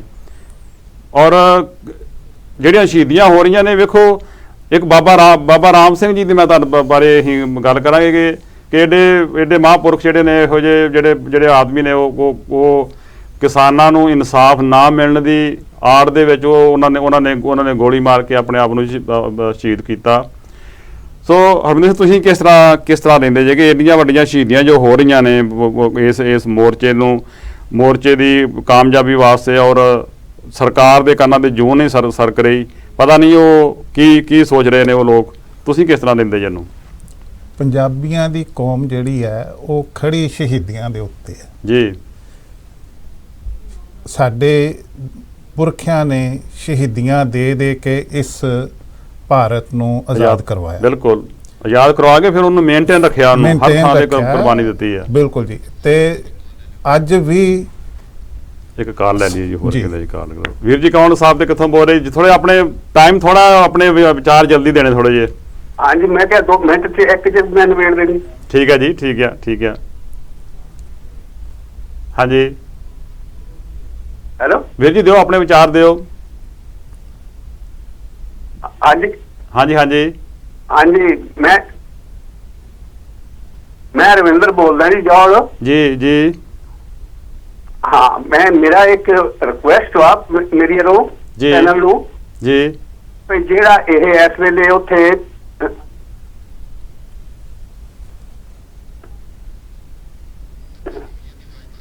ਮੈਂ ਕਿਹਾ ਜਿਹੜਾ ਇਸ ਵੇਲੇ ਉੱਥੇ ਕਿਸਾਨਾਂ ਦਾ ਆਪਣਾ ਅੰਦੋਲਨ ਚੱਲ ਰਿਹਾ ਆ ਜੀ, ਇਹਦੇ ਲਈ ਜਿਹੜਾ ਹੁਣ 26 ਜਨਵਰੀ ਨੂੰ ਆਪਣੇ ਬੈਲਜੋਰਸ ਨੂੰ ਉੱਥੇ ਸੱਦਿਆ, ਉਹਨੂੰ ਇਨਵਾਈਟ ਕੀਤਾ ਜੀ। ਮੇਰੇ ਵੱਲੋਂ ਇਹ ਆ ਕਿ ਜਿੰਨੇ ਵੀ ਆਪਣੇ ਇੱਥੇ MP ਆ ਆਪਣੀ ਕੰਸਟੀਚੁਐਂਸੀ 'ਚ ਆਪਣੇ ਲੋਕਾਂ ਨੂੰ ਸਾਰਿਆਂ ਨੂੰ ਕਹਿਣਾ ਚਾਹੀਦਾ ਕਿ ਉਹਦਾ ਬਾਈਕਾਟ ਕਰੇ ਜੀ। ਤੁਹਾਡਾ ਬਹੁਤ ਬਹੁਤ ਧੰਨਵਾਦ ਵੀਰ ਜੀ, ਤੁਹਾਡਾ ਆਪਣੇ ਵਿਚਾਰ ਦੇਣ ਦਾ। ਤੇ ਸਾਡੇ ਕੋਲ ਟਾਈਮ ਥੋੜਾ ਜਿਹਾ ਘੱਟ ਆ, ਫਿਰ ਤੁਹਾਡੀ ਕਾਲ ਲੈ ਕੇ ਤੁਹਾਡੇ ਬਾਕੀ ਦੇ ਵਿਚਾਰ ਫਿਰ ਸੰਗਤਾਂ ਦੇ ਨਾਲ ਸਾਂਝੇ ਕਰਾਂਗੇ। ਆਪਣਾ ਹਰਵਿੰਦਰ ਸਿੰਘ ਤੁਸੀਂ ਆਪਣਾ ਜਲਦੀ ਵਿਚਾਰ ਦਿਓ, ਫਿਰ ਆਪਾਂ ਦਵਿੰਦਰਜੀਤ ਸਿੰਘ ਨਾਲ ਗੱਲ ਕਰਨੀ ਹੈ ਕਿ ਬੋਰਿਸ ਜੌਨਸਨ ਵੀ ਉੱਥੇ ਜਾ ਰਹੇ ਨੇ, ਉਹਨਾਂ ਬਾਰੇ ਵਿਚਾਰ ਕਰਨੀ ਆ। ਹਾਂਜੀ, ਅੱਜ ਵੀ ਇਸ ਮੋਰਚੇ ਦੇ ਵਿੱਚ ਜਦੋਂ ਦਾ ਇਹ ਮੋਰਚਾ ਲੱਗਾ ਬਹੁਤ ਸਾਰੀਆਂ ਸ਼ਹੀਦੀਆਂ ਹੋ ਚੁੱਕੀਆਂ, ਚਾਹੇ ਉਹ ਕਿਸੇ ਤਰੀਕੇ ਵੀ ਆ, ਪਰ ਉਹ ਸਾਰੇ ਕਿਸਾਨ ਲੋਕ ਇਸ ਸੰਘਰਸ਼ ਦੇ ਨਾਲ ਜੁੜੇ ਹੋਏ ਸੀ ਜੀ। ਅੱਜ ਵੀ ਕੱਲ ਵੀ ਇੱਕ ਸਾਡੇ ਸੰਤ ਮਹਾਂਪੁਰਖ ਬਾਬਾ ਰਾਮ ਸਿੰਘ ਜੀ ਨੇ ਆਪਣੇ ਆਪ ਨੂੰ ਗੋਲੀ ਮਾਰ ਕੇ ਸ਼ਹੀਦੀ ਦਿੱਤੀ ਹੈ। ਉਹ ਲੋਕਾਂ ਨੂੰ ਦੱਸਣਾ ਚਾਹੁੰਦੇ ਆ ਕਿ ਵੀ ਅਸੀਂ ਅੱਜ ਵੀ ਸ਼ਹੀਦੀਆਂ ਦੇਣ ਲਈ ਬੈਠੇ ਹੋਏ, ਤਿਆਰ ਬੈਠੇ ਹਾਂ, ਤੇ ਅੱਜ ਇਹ ਮਸਲਾ ਬਹੁਤ ਵੱਡਾ ਹੋ ਚੁੱਕਾ ਜੀ, ਤੇ ਸਾਰੇ ਜਿੰਨੇ ਨੌਜਵਾਨ ਹੈ ਉਹ ਵੀ ਇਸ ਸੰਘਰਸ਼ ਦੇ ਵਿੱਚ ਜੁੜੇ ਆ, ਉਹ ਵੀ ਸ਼ਹੀਦੀਆਂ ਦੇਣ ਲਈ ਖੜੇ ਆ। ਤੇ ਇਹ ਸਰਕਾਰ ਨੂੰ ਸੋਚ ਲੈਣਾ ਚਾਹੀਦਾ ਹੈ ਕਿ ਜਿਹੜੀ ਕੌਮ ਇੰਨੀਆਂ ਸ਼ਹੀਦੀਆਂ ਦੇ ਕੇ ਇਸ ਦੇਸ਼ ਨੂੰ ਆਜ਼ਾਦ ਕਰਾ ਕੇ ਇੱਥੇ ਲੈ ਕੇ ਆਏ ਆ, ਉਹ ਅੱਗੇ ਵੀ ਸ਼ਹੀਦੀਆਂ ਦੇ ਸਕਦੇ ਆ ਆਪਣੀਆਂ ਆਜ਼ਾਦੀ ਦੇ ਲਈ। ਬਹੁਤ ਬਹੁਤ ਧੰਨਵਾਦ ਜੀ। ਦੁਨੀਆ ਸਿੰਘ, ਮੈਂ ਤੁਹਾਡੇ ਕੋਲ ਬਾਅਦ ਚ ਆਉਣਾ, 1 ਮਿੰਟ ਕਾਲ ਲੈ ਲਈਏ। ਇੱਕ ਵੀਰ ਜੀ ਆਪਣੇ ਵਿਚਾਰ। ਹਾਂਜੀ 1 ਮਿੰਟ, ਮੈਂ ਉਹਨਾਂ ਨਾਲ ਪਰਸਨਲ ਕੰਨ ਤੇ ਗੱਲ ਕਰ ਸਕਦਾ ਜਿਹੜੀ ਕਿ ਸਟੇਜ ਤੇ ਨਾ ਹੋਵੇ? ਦੱਸੋ ਜੀ, ਦੱਸੋ। ਉਹਦਾ ਲਾਈਵ ਆ ਭਾਈ। ਓਕੇ ਓਕੇ, ਮੇਰਾ ਕਾਲ ਉਹ ਫਿਰ ਉਹਨਾਂ ਨਾਲ ਗੱਲ ਕਰਨੀ ਮੈਨੇ ਕਾਲ ਮੇਰਾ ਖਿਆਲ ਡ੍ਰੌਪ ਹੋ ਗਈ। ਓਕੇ ਜੀ, ਓਕੇ। ਸੋ ਆਪਣਾ ਦਵਿੰਦਰ ਜੀ, ਤੁਸੀਂ ਮੈਂ ਤੁਹਾਡੇ ਕੋਲ ਆਉਣਾ ਚਾਹੁੰਦਾ ਹਾਂ ਕਿ ਬੋਰਿਸ ਜੌਨਸਨ ਆਪਣਾ ਗਣਤੰਤਰ ਦਿਵਸ ਦੇ ਉੱਤੇ ਇੰਡੀਆ ਜਾ ਰਿਹਾ ਆ। ਹਾਂਜੀ। ਔਰ ਉੱਥੇ ਜਾ ਕੇ ਇੱਕ ਚੀਫ ਗੈਸਟ ਦੇ ਤੌਰ ਤੇ ਉੱਥੇ ਜਾ ਕੇ ਇਹਨਾਂ ਨੇ ਵਿਚਰਨਾ ਆ। ਪਰ ਐਡਾ ਵੱਡਾ ਕਿਸਾਨ ਸੰਘਰਸ਼ ਉੱਥੇ ਚੱਲ ਰਿਹਾ, ਐਡਾ ਵੱਡਾ ਕਿਸਾਨ ਮੋਰਚਾ ਚੱਲ ਰਿਹਾ ਆ, ਤੁਹਾਨੂੰ ਕੀ ਲੱਗਦਾ ਕਿ ਉੱਥੇ ਜਾ ਕੇ ਇਹਨਾਂ ਨੇ ਇਹ ਕੋਈ ਗੱਲ ਕਰਨਗੇ ਇਹਦੇ ਬਾਰੇ ਵਿੱਚ, ਜਾਂ ਕਿਸ ਤਰ੍ਹਾਂ ਦਾ ਤੁਸੀਂ ਇਹਨੂੰ? ਭਾਈ ਇੱਦਾਂ ਹੁਣ ਰਵਿੰਦਰ ਸਿੰਘ ਜੌਹਲ ਨੇ ਗੱਲ ਕੀਤੀ ਸੀ ਵੀ 26 ਜਨਵਰੀ ਨੂੰ ਬੋਰਿਸ ਜੌਨਸਨ ਰਿਪਬਲਿਕ ਡੇ ਤੇ ਜਾ ਰਿਹਾ ਜੀ। ਇਹ ਗੱਲ ਉੱਥੇ ਡੋਮਿਨਿਕ ਰੈਬ ਨੇ ਕਨਫਰਮ ਕੀਤੀ ਜੀ। ਦੇਖੋ ਇਹ ਤਾਂ 26 ਦਸੰਬਰ ਹੋਣਾ ਜੀ, ਇਹ ਹੈਗੀ ਲੰਮੀ ਗੱਲ। ਆਪਾਂ ਨੂੰ ਇਹ ਨਹੀਂ ਪਤਾ ਵੀ ਕੱਲ ਨੂੰ ਉੱਥੇ ਕੀ ਵਾਪਰ ਜਾਣਾ ਜੀ ਜੀ, ਹੁਣ ਤੋਂ ਆਪਾਂ ਦੇਖ ਲਏ ਮਹੀਨੇ ਤੋਂ ਜ਼ਿਆਦਾ ਜੀ। ਇਹ ਤੇ ਗੱਲ ਆਪਾਂ ਗਾਂ ਵੀ ਕਰਾਂਗੇ, ਆਪਾਂ ਨੂੰ ਕੀ ਕਰਨਾ ਚਾਹੀਦਾ, ਬੋਰਿਸ ਜੌਨਸਨ ਨੂੰ ਜਾਣਾ ਚਾਹੀਦਾ ਕਿ ਨਹੀਂ। ਬਿਕੋਜ਼ ਆਪਾਂ ਗੱਲ ਜੇ ਆਪਾਂ ਕਿਸਾਨਾਂ ਦਾ ਇਸ਼ੂ ਵੀ ਇੱਕ ਪਾਸੇ ਰੱਖਦੇ ਹੈ ਜੀ, ਰਿਪਬਲਿਕ ਡੇ ਸਿੱਖਾਂ ਲਈ ਤਾਂ ਬਹੁਤ ਉਹ ਆ ਜਿਸ ਦਿਨ ਵਿੱਚ ਆਪਾਂ ਨੂੰ ਕੇਸਾਧਾਰੀ ਹਿੰਦੂ ਬਣਾਇਆ ਗਿਆ ਸੀ ਜੀ। ਇਹ ਗੱਲ ਆਪਾਂ ਜੇ ਸੋਚੀ ਹੈ ਇਹ ਉਹ ਕਨਸਟੀਟਿਊਸ਼ਨ ਦੀ ਗੱਲ ਆ ਜਿਹੜੀ ਇਹ ਵੀ ਆਪਾਂ ਇੱਥੇ ਦੀ ਸਰਕਾਰ ਨੂੰ ਸਮਝਾਉਣਾ ਵੀ ਜੇ ਇਸ ਚੀਜ਼ ਤੇ ਤੁਸੀਂ ਮਨਾਉਣ ਜਾ ਰਹੇ ਹਰ ਸਿੱਖ ਦੇ ਖਿਲਾਫ ਆ ਜੀ। ਪਰ ਇਹ ਗੱਲ ਹੈਗੀ ਭਾਈ ਵੀ ਜਦੋਂ ਇਦਾਂ ਦੀ ਗੱਲ ਆਉਂਦੀ ਆ ਜੀ, ਸਾਨੂੰ ਇੱਥੇ ਆਉਂਦਾ, ਦੇਖੋ ਮੈਂ ਵੀ ਇੱਥੇ ਦਾ ਜੰਪ ਵਾਲਿਆ ਜੀ, ਇਹ ਸਾਡੀ ਸਰਕਾਰ ਆ, ਸਾਡੀ ਸਰਕਾਰ ਸਾਡੀ ਗੱਲ ਕਿਉਂ ਨਹੀਂ ਸੁਣਦੀ ਜੀ? ਇੰਡੀਆ ਸਰਕਾਰ ਦੀ ਗੱਲ ਸੁਣੀ ਜਾਂਦੀ ਆ ਤੇ ਲੱਖਾਂ ਦੇ ਹਿਸਾਬ ਨਾਲ ਇਦਾਂ ਦੇ ਬੰਦੇ ਆ, ਸਿੱਖ ਨੌਨ ਸਿੱਖ ਵੀ ਜਿਹੜੇ ਕਹਿੰਦੇ ਆ ਵੀ ਸਰਕਾਰ ਇੱਥੇ ਦੇ ਲੋਕਾਂ ਦੀ ਗੱਲ ਘੱਟ ਸੁਣਦੀ। ਤੇ ਮੈਂ ਇਹ ਵੀ ਕਹਿੰਦਾ ਮੂਵਮੈਂਟ ਜਿਹੜਾ ਇੱਥੇ ਆ ਜੀ, ਉਹ ਇੰਡੀਆ ਵਰਗਾ ਮੂਵਮੈਂਟ ਨਹੀਂ ਬਣਨਾ, ਪਰ ਮੂਵਮੈਂਟ ਇੱਥੇ ਵੀ ਚੱਲ ਸਕਦਾ ਜੀ, ਜਿਹਦੇ ਵਿੱਚ ਇਹ ਪ੍ਰਧਾਨ ਮੰਤਰੀ ਨੂੰ ਇੱਕ ਸੋਚਣਾ ਪੈਣਾ ਵੀ ਜੇ ਬ੍ਰੈਕਸਿਟ ਨੋ ਡੀਲ ਹੋ ਗਿਆ, ਇਹ ਵੀ ਇੱਕ ਬਹੁਤ ਵੱਡੀ ਪ੍ਰੋਬਲਮ ਇਹਨਾਂ ਨੇ ਖੜ ਜਾਣੀ ਜੀ ਜੀ। ਦੂਜਾ ਜਿਹੜੇ ਆਪਾਂ ਰੋਜ਼ ਦੇਖਦੇ ਆ ਇਹ ਬਿਮਾਰੀ ਕਰਕੇ। 1 ਮਿੰਟ ਰੁਕੋਗੇ, ਮੈਂ ਕਾਲ ਲੈਣਾ ਹੈ। ਵੀਰ ਜੀ ਆਪਣੇ ਵਿਚਾਰ ਜਲਦੀ ਦਿਓ, ਸਾਡੇ ਕੋਲ ਟਾਈਮ ਥੋੜਾ ਆ। ਹਾਂਜੀ ਹਾਂਜੀ ਜੀ, ਹਾਂਜੀ ਭਾਈ ਸਾਹਿਬ, ਕੌਣ ਬੋਲ ਰਹੇ ਤੇ ਕਿੱਥੋਂ ਬੋਲ ਰਹੇ ਜੀ? ਮੈਂ ਕਰਨੈਲ ਸਿੰਘ ਬੋਲਦਾ, ਲੰਡਨ ਤੋਂ ਬੋਲਦਾ। ਠੀਕ ਹੈ ਜੀ ਵੀਰ ਜੀ, ਆਪਣੇ ਵਿਚਾਰ ਦਿਓ ਜਲਦੀ। ਵਿਚਾਰ ਹਾਂਜੀ, ਮੈਂ ਤਾਂ ਇਹੀ ਕਹਿਣਾ ਸੀਗਾ, ਮੈਂ ਕਰਨੈਲ ਸਿੰਘ ਲੰਡਨ ਤੋਂ ਬੋਲਦਾ। ਮੈਂ ਜਿਸ ਵੇਲੇ ਇੱਥੇ ਲੰਡਨ ਸੀਗਾ, ਕੱਲ ਹਾਈ ਕਮਿਸ਼ਨ ਮੋਰੇ ਮਾਰਚ ਕੀਤੀ ਸੀ, ਉਸ ਤੋਂ ਬਾਅਦ ਮੈਂ ਇੰਡੀਆ 10 ਦਿਨ ਲਾ ਕੇ ਆਇਆ। ਮੈਂ ਦੇਖ ਕੇ ਆਇਆ, ਬਹੁਤ ਵਧੀਆ ਹੋ ਰਿਹਾ ਜੀ, ਸਾਰੀ ਯੂਨਿਟੀ ਹੋ ਰਿਹਾ, ਉਹ ਗਵਰਨਮੈਂਟ ਦਾ ਸਾਰਾ ਜ਼ੋਰ ਲੱਗਾ ਆ ਇਹਨੂੰ ਟਾਰਗੇਟ ਉੱਪਰ ਜੀ। ਆ ਵੀ ਜਿਹੜਾ ਸੁਪਰੀਮ ਕੋਰਟ ਵੀ ਇੱਕ ਵੀ ਥੋੜੀ ਬਹਿਸ ਲੱਗਦੀ ਆ ਕਿ ਕੁਛ ਵੀ ਉਹ ਕਰਾ ਸਕਦੀ ਆ ਜੀ। ਇਸ ਕਰਕੇ ਇਸ ਸ਼ਾਖਾ ਇਹਨੂੰ ਆਪਾਂ ਸੀਰੀਅਸ ਲਈਏ ਤਾਂ ਕਿ ਕੀ ਕਰਨਾ ਚਾਹੁੰਦੀ ਆ ਜੀ। ਜਿਹੜੀਆਂ ਸਾਡੀ ਜਥੇਬੰਦੀਆਂ ਬਹੁਤ ਬਹੁਤ ਵਧੀਆ ਕਰ ਰਹੀਆਂ ਜੀ। ਇਹੀ ਮੇਰੇ ਵਿਚਾਰ ਸੀ। ਤੁਹਾਡਾ ਬਹੁਤ ਬਹੁਤ ਧੰਨਵਾਦ ਵੀਰ ਜੀ, ਤੁਹਾਡੇ ਵਿਚਾਰ ਸੱਜੇ ਸੀਗੇ, ਸੰਗਤ ਤੱਕ ਪਹੁੰਚਦੇ ਕਰ ਦਿੱਤੇ ਨੇ। ਆਪਣਾ ਦਵਿੰਦਰਜੀਤ ਸਿੰਘ, ਤੁਸੀਂ ਵਿੱਚੇ ਰਹਿ ਗਈ ਗੱਲ ਤੁਹਾਡੀ ਬੋਰਿਸ ਜੌਨਸਨ ਬਾਰੇ। ਭਾਈ ਦੇਖੋ, ਜੇ ਮੈਂ ਨਾ ਗੱਲ ਸੁਣਾ, ਕਰਨੈਲ ਸਿੰਘ ਉਹ ਬੰਦਾ ਆਪਾਂ ਵੀਡੀਓ ਦੇਖੀ, ਕੱਲਾ ਹੀ ਇੱਕ ਝੰਡਾ ਲੈ ਕੇ ਇੰਡੀਅਨ ਹਾਈ ਕਮਿਸ਼ਨ ਦੇ ਬਾਹਰ ਇਦਾਂ ਤੁਰੀ ਜਾਂਦਾ ਨਹੀਂ ਸੀ। ਬਹੁਤ ਸੁਲਝੇ ਹੋਏ ਮੈਨੂੰ ਲੱਗਦਾ ਉਹ ਹੀ ਹੋਣੇ ਆ ਹਾਂਜੀ, ਹਾਂਜੀ। ਕਿ ਤਾਂ ਹੁਣ ਤਾਂ ਆ ਦੇਖੋ ਇਹ ਕੁਝਦੀ ਆ ਜਾਂ ਅੰਦਰੋਂ ਜਜ਼ਬਾ ਹੈ ਨਾ, ਵੇਖੋ ਕੌਮ ਦੇ ਵਿੱਚ ਕਿੰਨਾ ਜਜ਼ਬਾ ਆ। ਆਪਾਂ ਨਹੀਂ ਜਾਣਦੇ ਉਹਨੂੰ ਕੀ ਕਰਨ। ਦੇਖੋ ਆਪਾਂ ਦੇਖੋ ਨਾ ਕਿਸੇ ਦੀ ਵੇਟ ਨਹੀਂ ਕੀਤੀ, ਕੱਲਾ ਹੀ ਝੰਡਾ ਚੁੱਕ ਕੇ ਜਾ ਕੇ ਦੇ ਉੱਤੇ ਇਦਾਂ ਹੀ ਆ। ਦੇਖੋ ਬਾਬਾ ਰਾਮ ਸਿੰਘ ਦੀ ਜਦੋਂ ਆਪਾਂ ਨੂੰ ਸਾਰਿਆਂ ਨੂੰ ਖਬਰ ਮਿਲੀ ਜੀ, ਆਪਾਂ ਨੂੰ ਬਹੁਤ ਦੁੱਖ ਲੱਗਾ ਕਿਉਂਕਿ ਉਹੀ ਬਾਬਾ ਰਾਮ ਸਿੰਘ ਆ ਜਿਨ੍ਹਾਂ ਨੇ 1984 ਤੋਂ ਬਾਅਦ ਉਹਨਾਂ ਤੇ ਤਸੱਦਦ ਵੀ ਬਹੁਤ ਹੋਇਆ ਸੀ। ਜੀ ਜੀ। ਤਾਂ ਉਹ ਅੱਗੇ ਹੀ ਠੀਕ ਨਹੀਂ ਸੀਗੇ। ਤਾਂ ਇਹ ਵੀ ਐਕਚੁਅਲੀ ਦੇਖੋ ਆਪਾਂ ਇੱਥੇ ਗੱਲ ਕਰਦੇ ਹਾਂ ਬਿਮਾਰੀ ਵਿੱਚ ਮੈਂਟਲ ਇਲਨੈਸ ਆ, ਜਿਹੜੇ ਲੋਕ ਉੱਥੇ ਵੀ ਗਏ ਆ ਜੀ ਉਹਨਾਂ ਨੂੰ ਕੋਵਿਡ ਦੀ ਬਿਮਾਰੀ ਵੀ ਸਾਹਮਣੇ ਆ, ਉਹਨਾਂ ਨੂੰ ਇਹ ਨਹੀਂ ਪਤਾ ਸੀ ਕਦੋਂ ਘਰ ਨੂੰ ਜਾਣਾ ਆ, ਉੱਥੇ ਇੰਨੀ ਠੰਡ ਆ ਜੀ, ਪਰ ਫੇਰ ਵੀ ਇੰਨੀ ਵੱਡੀ ਗਿਣਤੀ ਵਿੱਚ ਜਦੋਂ ਬੰਦੇ ਉੱਥੇ ਖੜੇ ਆ ਭਾਈ ਇਦਾਂ ਹੀ ਗੱਲ ਆਪਾਂ ਕਰਨੀ ਆ ਵੀ 2-3 ਮਿੰਟ ਹੀ ਰਹਿ ਗਿਆ। ਹਾਂਜੀ 2 ਮਿੰਟ। ਦੇਖੋ ਇਸ ਹਫਤੇ ਵੀ ਆਪਾਂ ਦੇਖਿਆ ਵੀ 6 ਤਰੀਕ ਨੂੰ ਬਹੁਤ ਵੱਡਾ ਇਕੱਠ ਹੋਇਆ ਜੀ, ਫਿਰ ਆਪਾਂ ਦੇਖਿਆ ਬਰਮਿੰਘਮ ਵਿੱਚ ਬਹੁਤ ਵੱਡਾ ਇਕੱਠ ਹੋਇਆ ਜੀ। ਤੇ ਇਹ ਨਾ ਇੱਕ ਖਬਰਾਂ ਬਣਦੀਆਂ ਜੀ, ਆਮ ਲੋਕਾਂ ਨੂੰ ਪਤਾ ਲੱਗਦਾ ਜੀ। ਤਾਂ ਹੁਣ ਘੰਟਾ ਆਉਣ ਤੋਂ ਪਹਿਲਾਂ ਪਤਾ ਲੱਗਾ ਸੀ ਵੀ ਆਪਾਂ ਅਬਾਨੀ ਦੀ ਗੱਲ ਕਰਦੇ ਸੀ। ਜੀ ਜੀ। ਅਬਾਨੀ ਦੀ ਜਿਹੜੀ ਵੱਡੀ ਦੁਕਾਨ ਇਸ ਮੁਲਕ ਵਿੱਚ ਲੰਡਨ ਵਿੱਚ ਆ ਹੈਮਲੀਜ਼ ਟੋਏ ਸਟੋਰ ਜੀ, ਉਹ ਵਰਲਡ ਫੇਮਸ ਟੋਏ ਸਟੋਰ ਆ, 7 ਮੰਜ਼ਿਲੀ ਆ। ਵਾਹ ਜੀ। ਤਾਂ ਉਹ ਦੇਖੋ ਕਿਸੇ ਨੇ ਆਰਗੇਨਾਈਜ਼ ਨਹੀਂ ਕੀਤਾ, ਪੋਸਟਰ ਨਿਕਲ ਗਿਆ ਵੀ 10 ਵਜੇ 19 ਤਰੀਕ ਨੂੰ ਹੈਮਲੀ ਸਟੋਰ ਪਹੁੰਚੋ ਜੀ। ਕਿ ਆਪਾਂ ਮੁਜ਼ਾਹਰਾ ਕਰਨਾ, ਉਹ ਕੋਆਪਰੇਟਸ ਨੂੰ ਹਾਈਲਾਈਟ ਕਰਨਾ ਕਿ ਪੀਸਫੁਲ ਪ੍ਰੋਟੈਸਟ ਹੋਊਗਾ ਜੀ, ਉਹਨਾਂ ਨੂੰ ਹਾਈਲਾਈਟ ਕਰਨਾ ਵੀ ਇਹ ਲੋਕ ਜਿਹੜੇ ਇੱਥੇ ਆਣ ਕੇ ਤੁਹਾਡੀਆਂ ਵੱਡੀਆਂ ਵੱਡੀਆਂ ਬਿਜ਼ਨਸਾਂ ਵੀ ਖਰੀਦ ਰਹੇ ਆ ਜੀ, ਇਹਨਾਂ ਨੇ ਕਿਸਾਨਾਂ ਦਾ ਲਹੂ ਚੂਸਣਾ, ਮੈਂ ਇਹ ਕਹੂੰਗਾ ਕਿ ਉਹਨਾਂ ਨੂੰ ਬੈਨੀਫਿਟ ਹੋਣਾ ਤੇ ਜਿਹੜੇ ਕਿਸਾਨ ਆ ਉਹਨਾਂ ਦੀਆਂ ਤਾਂ ਕਹ ਲਓ ਜ਼ਿੰਦਗੀਆਂ ਜੀ ਉਹਨਾਂ ਨੂੰ ਖਤਮ ਕਰ ਦੇਣੀਆਂ ਇਸ ਤਰੀਕੇ ਨਾਲ ਜੀ। ਸੋ ਤੁਸੀਂ 1 ਮਿੰਟ ਵਾਸਤੇ ਕਹਿਣਾ ਚਾਹੁੰਦੇ ਜੇ ਕੁਝ? 1 ਮਿੰਟ ਜਲਦੀ ਜੀ। ਮੈਂ ਸਿਰਫ ਇਹੀ ਕਹਿਣਾ ਚਾਹੁੰਦਾ ਜੀ ਜਿਹੜੇ ਕੋਆਪਰੇਟ ਘਰਾਣੇ ਆ ਇਹਨਾਂ ਤੋਂ ਇਹ ਸਾਡਾ ਪੈਸਾ ਲੈ ਕੇ ਹੀ ਜੀ ਤੇ ਸਾਡੇ ਪੈਸਿਆਂ ਤੋਂ ਉੱਤੋਂ ਆਪ ਆਪਣਾ ਕੰਮ ਚਲਾਉਂਦੇ ਆ ਜੀ। ਤੇ ਜਿਹੜੇ ਇਹ ਸ਼ੋਅ ਕਰਦੇ ਕਿ ਅਸੀਂ ਇੰਨੇ ਵੱਡੇ ਅਮੀਰ ਆ, ਇਹ ਅਮੀਰ ਨਹੀਂ, ਇਹ ਸਾਡੇ ਤੋਂ ਵੀ ਗਰੀਬ ਹੈ ਕਿਉਂਕਿ ਬਹੁਤ ਸਾਰੇ ਲੋਕਾਂ ਦਾ ਪੈਸਾ ਇਕੱਠਾ ਕਰਕੇ ਇਹ ਆਪਣੇ ਉੱਪਰ ਖਰਚਦੇ ਆ ਜੀ। ਤੁਸੀਂ ਕਹਿਣਾ ਚਾਹੁੰਦੇ ਹੋ 1 ਮਿੰਟ ਵਾਸਤੇ ਕੋਈ ਸੰਗਤ ਨੂੰ? ਨਹੀਂ ਭਾਈ ਦੇਖੋ ਕੱਲ ਨੂੰ ਆਪਾਂ ਨੂੰ ਨਹੀਂ ਪਤਾ ਵੀ ਉੱਥੇ ਦਿੱਲੀ ਦੇ ਬਾਹਰ ਕੀ ਹੋਣਾ ਜੀ।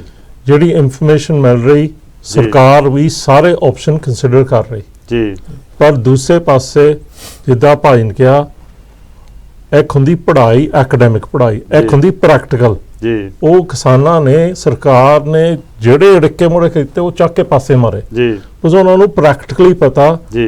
ਤਾਂ ਇਹ ਗੱਲ ਉੱਥੋਂ ਆ ਰਹੀ ਆ ਵੀ ਉਹਨਾਂ ਦੀ ਵੀ ਪੂਰੀ ਤਿਆਰੀ ਆ। ਤਾਂ ਆਪਾਂ 26 ਜਨਵਰੀ ਬਹੁਤ ਦੂਰ ਆ, ਆਪਾਂ ਨੂੰ ਰੋਜ਼ ਦਿਨੋਂ ਦਿਨ ਮੋਨੀਟਰ ਕਰਨੀ ਚਾਹੀਦੀ ਜੀ। ਤੇ ਜਿਹੜੀ ਗੱਲ ਉੱਥੋਂ ਵਾਰ-ਵਾਰ ਅਪੀਲ ਇਹ ਹੁੰਦੀ ਵੀ ਜੇ ਕਿਸੇ ਵੀ ਦਰਸ਼ਕ ਨੇ ਸਪੋਰਟ ਕਰਨੀ ਆਪਣੇ ਪਿੰਡ ਦੇ ਲੋਕਾਂ ਨੂੰ ਸਪੋਰਟ ਕਰੋ ਜੀ, ਵੀ ਉਹ ਉੱਥੇ ਜਾਣ, ਮੁੜ ਕੇ ਆਉਣ, ਜਿਹੜਾ ਵੀ ਉਹਨਾਂ ਦਾ ਖਰਚਾ ਹੁੰਦਾ, ਬਿਕਾਜ਼ ਹਰ ਨੂੰ ਦਰਦ ਆ ਉੱਥੇ ਜੋ ਕੁਛ ਹੋ ਰਿਹਾ। ਸੋ ਸਾਧ ਸੰਗਤ ਜੀ, ਜਿਸ ਤਰ੍ਹਾਂ ਤੁਸੀਂ ਸਾਰੇ ਪੈਨਲ ਦੇ ਵਿਚਾਰ ਸੁਣੇ, ਸੰਗਤ ਟੈਲੀਵਿਜ਼ਨ ਦੇ ਵਿਚਾਰ ਸੁਣੇ ਨੇ ਕਿ ਕਿਸ ਤਰ੍ਹਾਂ ਇੱਥੇ ਬਾਹਰ ਵਿਦੇਸ਼ਾਂ ਦੇ ਵਿੱਚ ਜੋ ਜਿੰਨੇ ਵੀ ਮੇਰੇ ਵੀਰ ਬੈਠੇ ਨੇ, ਜਿੰਨੇ ਮੇਰੇ ਭੈਣ ਬਜ਼ੁਰਗ ਮਾਤਾਵਾਂ ਬੈਠੀਆਂ ਨੇ, ਸਭਨਾਂ ਦਾ ਹੀ ਧਿਆਨ ਉੱਥੇ ਲੱਗਾ ਹੋਇਆ। ਉਹ ਸਾਰੇ ਹੀ ਚਾਹੁੰਦੇ ਨੇ ਕਿ ਜਿਸ ਤਰ੍ਹਾਂ ਗਦਰੀ ਬਾਬਿਆਂ ਨੇ ਵਿਦੇਸ਼ਾਂ ਦੀ ਧਰਤੀ ਤੋਂ ਜਾ ਕੇ ਉਸ ਟਾਈਮ ਦੇ ਉੱਤੇ ਭਾਰਤ ਨੂੰ ਆਜ਼ਾਦ ਕਰਾਉਣ ਦੇ ਵਿੱਚ ਆਪਣਾ ਯੋਗਦਾਨ ਪਾਇਆ, ਔਰ ਉਸ ਦੇਸ਼ ਨੂੰ ਆਜ਼ਾਦ ਕਰਾਉਣ ਤੋਂ ਬਾਅਦ ਜਿਸ ਤਰ੍ਹਾਂ ਉਸ ਦੀ ਆਜ਼ਾਦੀ ਨੂੰ ਬਰਕਰਾਰ ਰੱਖਿਆ, ਔਰ ਜੋ ਵੀ ਕਦੇ ਵੀ ਜੋ ਉਸ ਭਾਰਤ ਵਰਸ਼ ਦੇ ਉੱਤੇ, ਭਾਰਤ ਦੇ ਦੇਸ਼ ਦੇ ਉੱਤੇ ਕਦੇ ਕੋਈ ਮੁਸੀਬਤ ਆਈ, ਸਿੱਖ ਕੌਮ ਨੇ ਮੂਹਰੇ ਹੋ ਕੇ, ਅੱਗੇ ਹੋ ਕੇ ਉਸ ਮੁਸੀਬਤ ਨੂੰ ਝੱਲਿਆ। ਔਰ ਵਿਦੇਸ਼ਾਂ ਤੋਂ ਵੀ ਪੂਰੀ, ਜਿਸ ਤਰ੍ਹਾਂ ਕਿ ਗਦਰੀ ਬਾਬਿਆਂ ਦੀ ਮੈਂ ਕਿਉਂ ਕਹਿ ਰਿਹਾ ਕਿ ਵੇਖੋ ਇਹਨਾਂ ਕੰਟਰੀਆਂ ਦੇ ਵਿੱਚ ਵੈਲ ਸੈਟਲਡ ਸੀਗੇ, ਆਪਣਾ ਕਾਰੋਬਾਰ ਕਰਦੇ ਸੀਗੇ, ਬੱਚਿਆਂ ਦੇ ਵਿੱਚ ਸੀਗੇ, ਇਹਨਾਂ ਕੰਟਰੀਆਂ ਨੂੰ ਛੱਡ ਕੇ ਜਾ ਕੇ ਉਸ ਭਾਰਤ ਦੇਸ਼ ਨੂੰ ਆਜ਼ਾਦ ਕਰਾਉਣ ਦੇ ਵਿੱਚ ਆਪਣੀਆਂ ਜਾਨਾਂ ਜਾ ਕੇ ਲਾ ਦਿੱਤੀਆਂ।